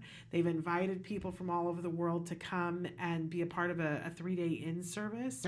But they're also going to have performances that are sensory friendly. Oh, that's wonderful. Some of them are so amazing that it just... I drool. I would love to have an opportunity to see all of that. Okay, we had a question that came in from Joe, he said, my son can regurgitate, not acid reflux. We've been to the doctor for this. He seems to do it when he's bored. Normally he just pulls it up, swishes it around, and we tell him to swallow it, and he swallows. Sometimes he does this too much and it comes out. He is finding out when he is at school and he does this, he gets taken out of class and gets to go home. Oh, School- so that's they're Right. rewarding that behavior. Right, and he says school considers this a throw-up episode. So he is using this as a way to get out of things he Okay. doesn't want to do, a Right. non-preferred activity, and how do I get him to stop doing this? And, before Dr. Granpichet left, there were a series of questions that she answered right at the end that were about behaviors. Mhm. And she talked about what I call the 4 usual suspects. That the 4 usual suspects of why any of us do anything. And these are the suspects of when it's not a behavior that's useful. One of them is to get attention, Mhm. right? One of them is to get out of doing stuff, Right. which we call escape. One of them is because it feels good. That's Mhm. the sensory Right. one. And the last one is that it gets you access to someone or something. So I think, Joe, you've already mainly identified that you think when it's happening at school that it's to escape. Yeah. But you know what? It's always worthwhile to do that thing that Dr. Granpichet was talking about, the FBA, the Functional Behavior Assessment. Because it can start out as escape, like he wanted to get out of the activity, but since then they said to him, well, now you have to go home. Now he might be getting time to spend with mom, where they get to sit on the couch and watch his favorite show together. So now he wants to escape the other thing, and he wants access to her and the TV show. So it's worthwhile to still, the same thing that we were saying to some of the other folks, to, in writing, write to the school and say we would like an FBA, which stands for And functional. all schools should be able to do this, Shannon? They all should be able to do it. And if they can't, it's grounds for having your child moved, if they can't. Everybody in the United States should have a board-certified behavior analyst that they can refer to, or someone on the psych staff who can do an FBA. Sometimes there are teachers now who are trained to do an FBA. Now, that's the best case scenario, is that you just put it off on them. Do an FBA on it, come back to us, and then you can come back to us when you have the results of the FBA. Now, if you are outside the country, or you're at a school that says, we don't even know what an FBA is, it could happen. If you go on Skills, and you go Skills, www.skillsforautism.com, or you can call the phone number, which is 877-975-4559. You tell them Shannon sent you, you get a discount. But there is a section of Skills, and you can do a 14-day free trial. But if you want just that section, it is called the BIP Builder. BIP stands for Behavior Intervention Plan. And that's what the school eventually will do, as a BIP, Behavior Intervention Plan.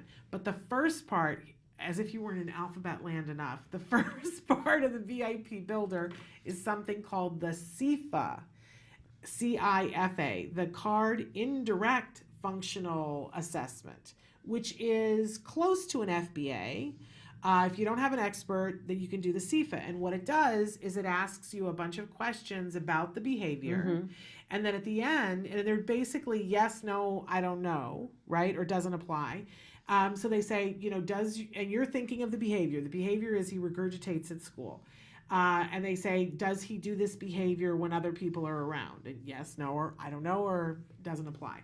And when you're done filling it out, it shows you on this chart of the 4 usual suspects, it's 37% escape, it's 47% access to somebody, it's 27% attention, and it's 0% sensory, whatever it is. Mhm. And then it makes recommendations to you about how you should fill out the behavior intervention plan. It'll say, it seems like the thing that it most is escape, and escape, the way we deal with that is we don't allow them to escape. If your school really is not participating in the FBA, you do the CIFA and you find out it's escape, you make the behavior intervention plan, and you come into the school and you say to them, this has been shown to be very effective, and you say to them, you're making it worse by letting him go. Right. Let's create a different plan where maybe, you know, we do something different, but he doesn't leave. So in any case, that's how you handle that. It seems like the school would recognize this, though, that this is a way of the child escaping. No. Unfortunately, it isn't what they're thinking about. We have to be honest with ourselves that at school, I'm a former teacher, at school what you're thinking of is educating. And things happen that get in the way of the education, and you just deal with things in the moment, and sometimes you can't see the big picture. So they're not thinking of that. They're not really well trained in ABA. They're not really well trained in psychology. Mm-hmm. I mean, I watched a little boy in Jem's class who eloped on a daily basis, you guys.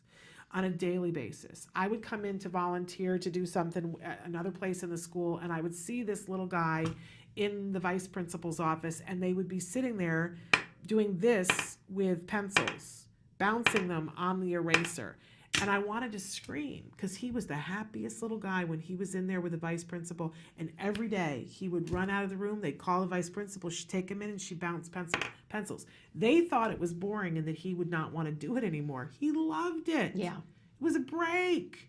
And they did that for months. And I would say, you know, doesn't anybody realize that they're making sure it happens? Right. And I said it to people at the school and they continued to do it. What can you do? What can you do? Wasn't my kid. Anyway, we're past time for our guest. Okay. So we're going to take a break. Keep writing in, you guys, though, and we're going to be back with Andreas from Cognition. Stick with us. What is autism? What is autism? What is autism? What is autism? What is autism? What is autism? I've been asking myself that for a very, very long time. Let me think about that one. Trying to, just, Jeez. Let me think. Oh man, that's a rough one. Yes. Autism, Autism is a neurological disorder that affects many of our kids in different ways. It's a learning disability that affects the cognitive functions of the brain. A lot of people have the misconception that it's a disability, and it's really not. I look at it as like a special gift. When one person thinks differently from another. It's an opportunity for everyone to learn to understand someone that's a little different than them. Autism is the ability to educate. They're given so much talent in different areas. To me, autism means a chance to be with and be around people you really care about. Autism is beautiful. It's a way of seeing the world differently. It's always unique, totally intelligent, and sometimes mysterious. Happiness that comes out of my son's hard work. It's a movement. Unpredictable. That's right. Awesome. Love. The field I want to work in. Laughter, fun, joy. Autism is beautiful to me. I want you to remember these three words. There is hope.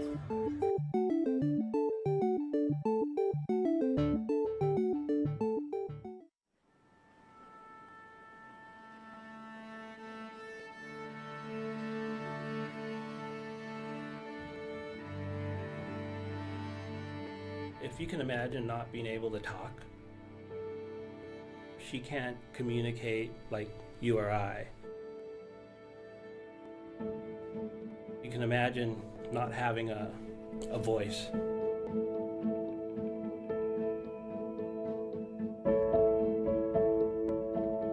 I have been working for years to get a system that works for Mia.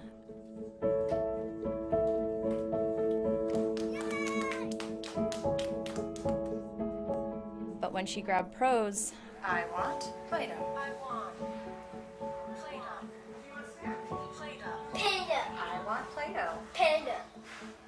I love Panda. I want Play-Doh. I like your sentence. The reason why we're doing what we're doing is because we want to democratize voice for millions of people.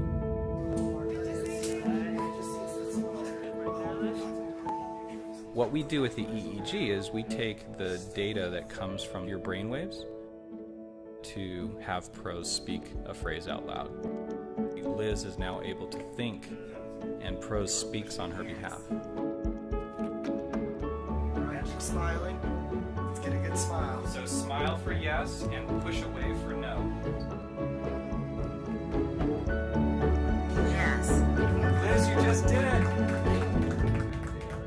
Communication is everything for her.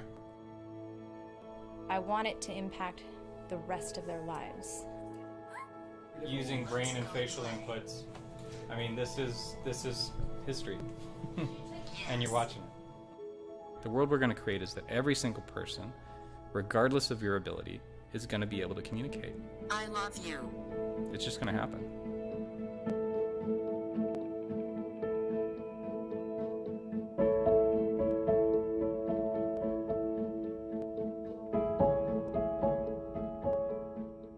Welcome back. Well, we are blown away by that video, as I'm sure you are, and we've been promising you the whole show.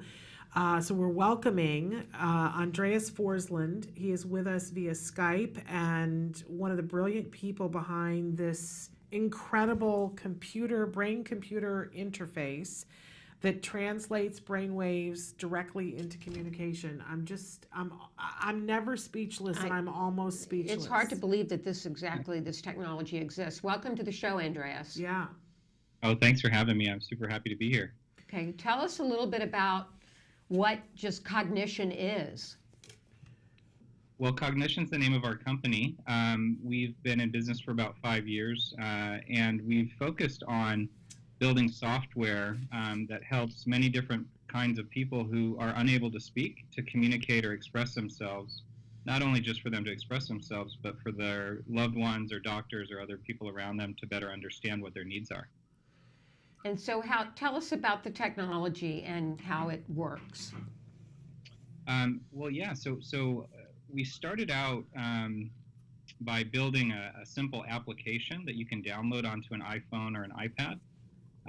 And kind of like some of the other AAC type apps you might be familiar with that are picture-based, what we realized was that all of the solutions are picture-based today.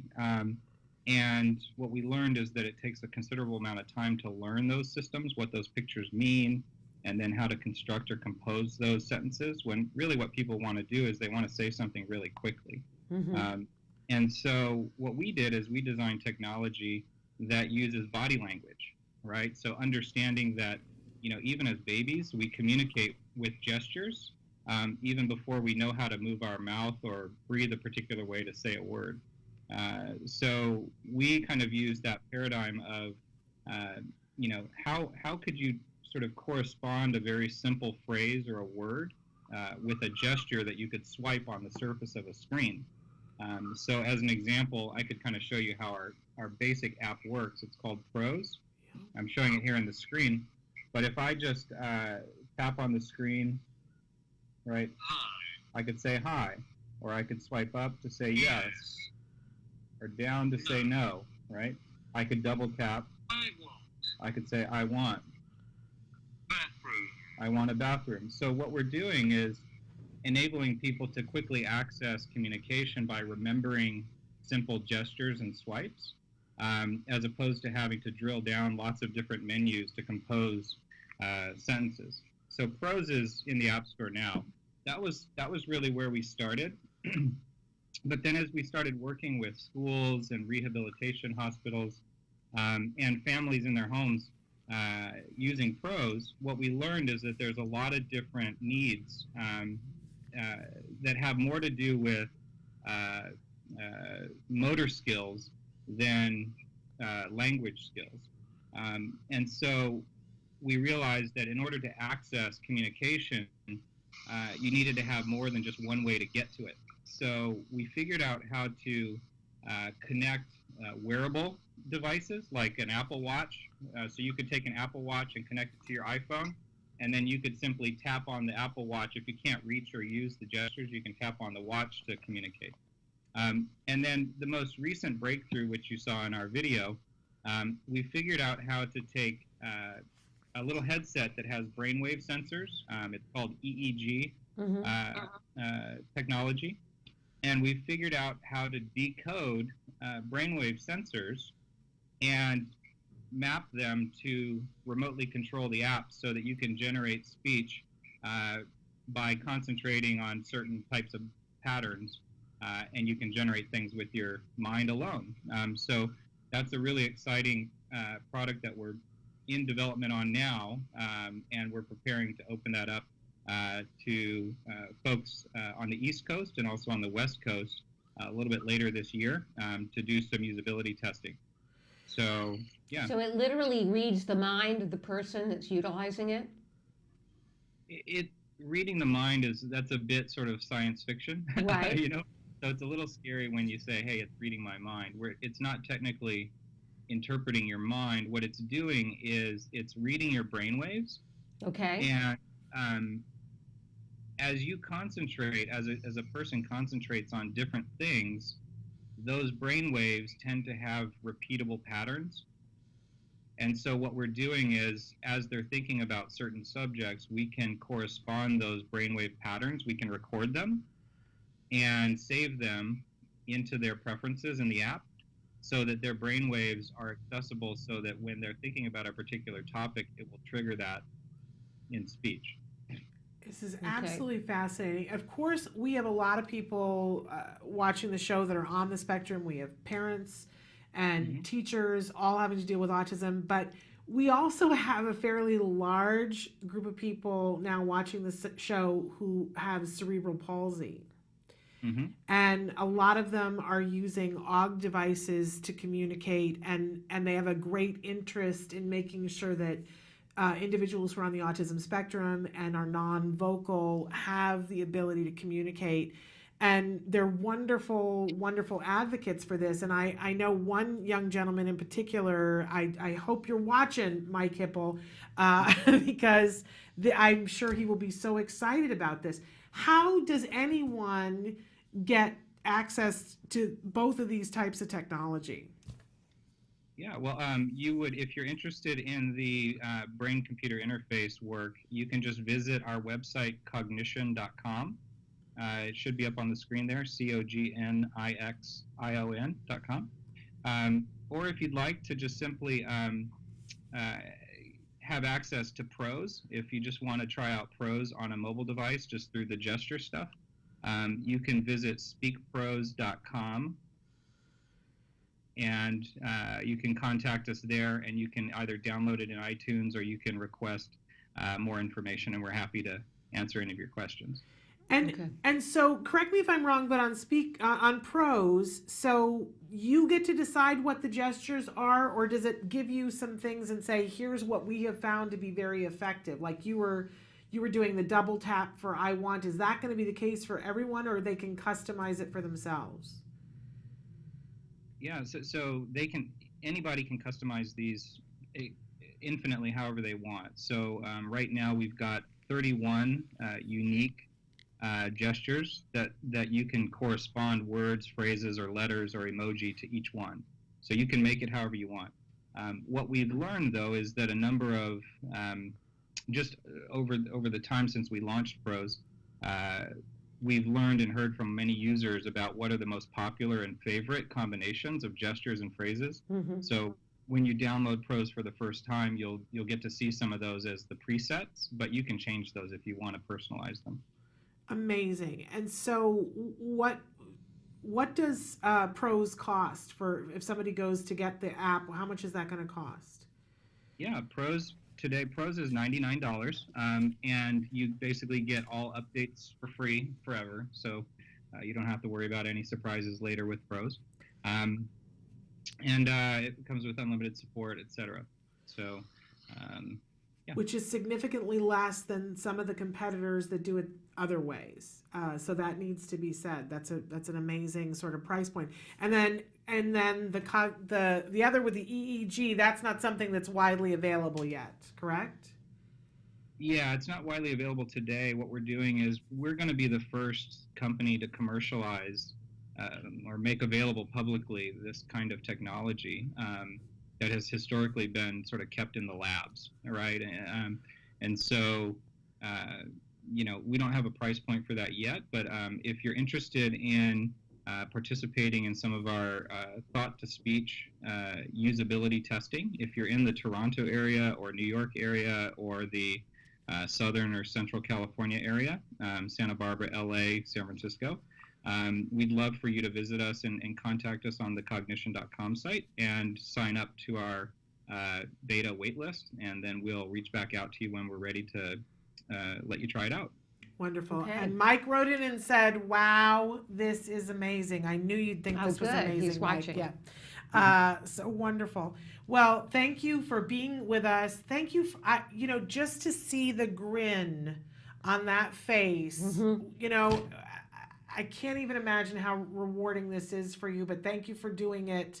It's a great, great service to so many different communities. Yeah, we're really thrilled, and we're grateful for folks like yourself as well that kind of help with just the everyday thing. A lot of the resources for autism go into the research, which is important, but I think, helping with things that help with the everyday, like what we're doing and all the other things you're showcasing, that's super valuable, especially with all the kids we see that are, they're in school and they're trying to, prepare themselves for life, and how can we ensure that they have the greatest level of independence and greatest chance of having a great life. And I think that's where we all, can agree that, we found that there's 370 million people worldwide. If you include autism and cerebral palsy, Down syndrome, strokes, aphasia, anyone who's nonverbal, there's 370 million people. So our mission as a company is to try and unlock as many voices as we can. So with your help, we're going to be able to do that. So once again, because we're way out of time, but what is your website one more time? Cognition.com. Okay. That's with an X, not a T. With an X. If you're interested in the thought to speech, if you want the app, you can just go to speakpros.com. Wonderful. Okay, thank you, Andreas, for sharing this great technology and we'll have with to have us. you back on as you get closer to other things and as things happen. I love this. Thank you so much. Love to be back. Thank you, guys. Thank you. Bye-bye.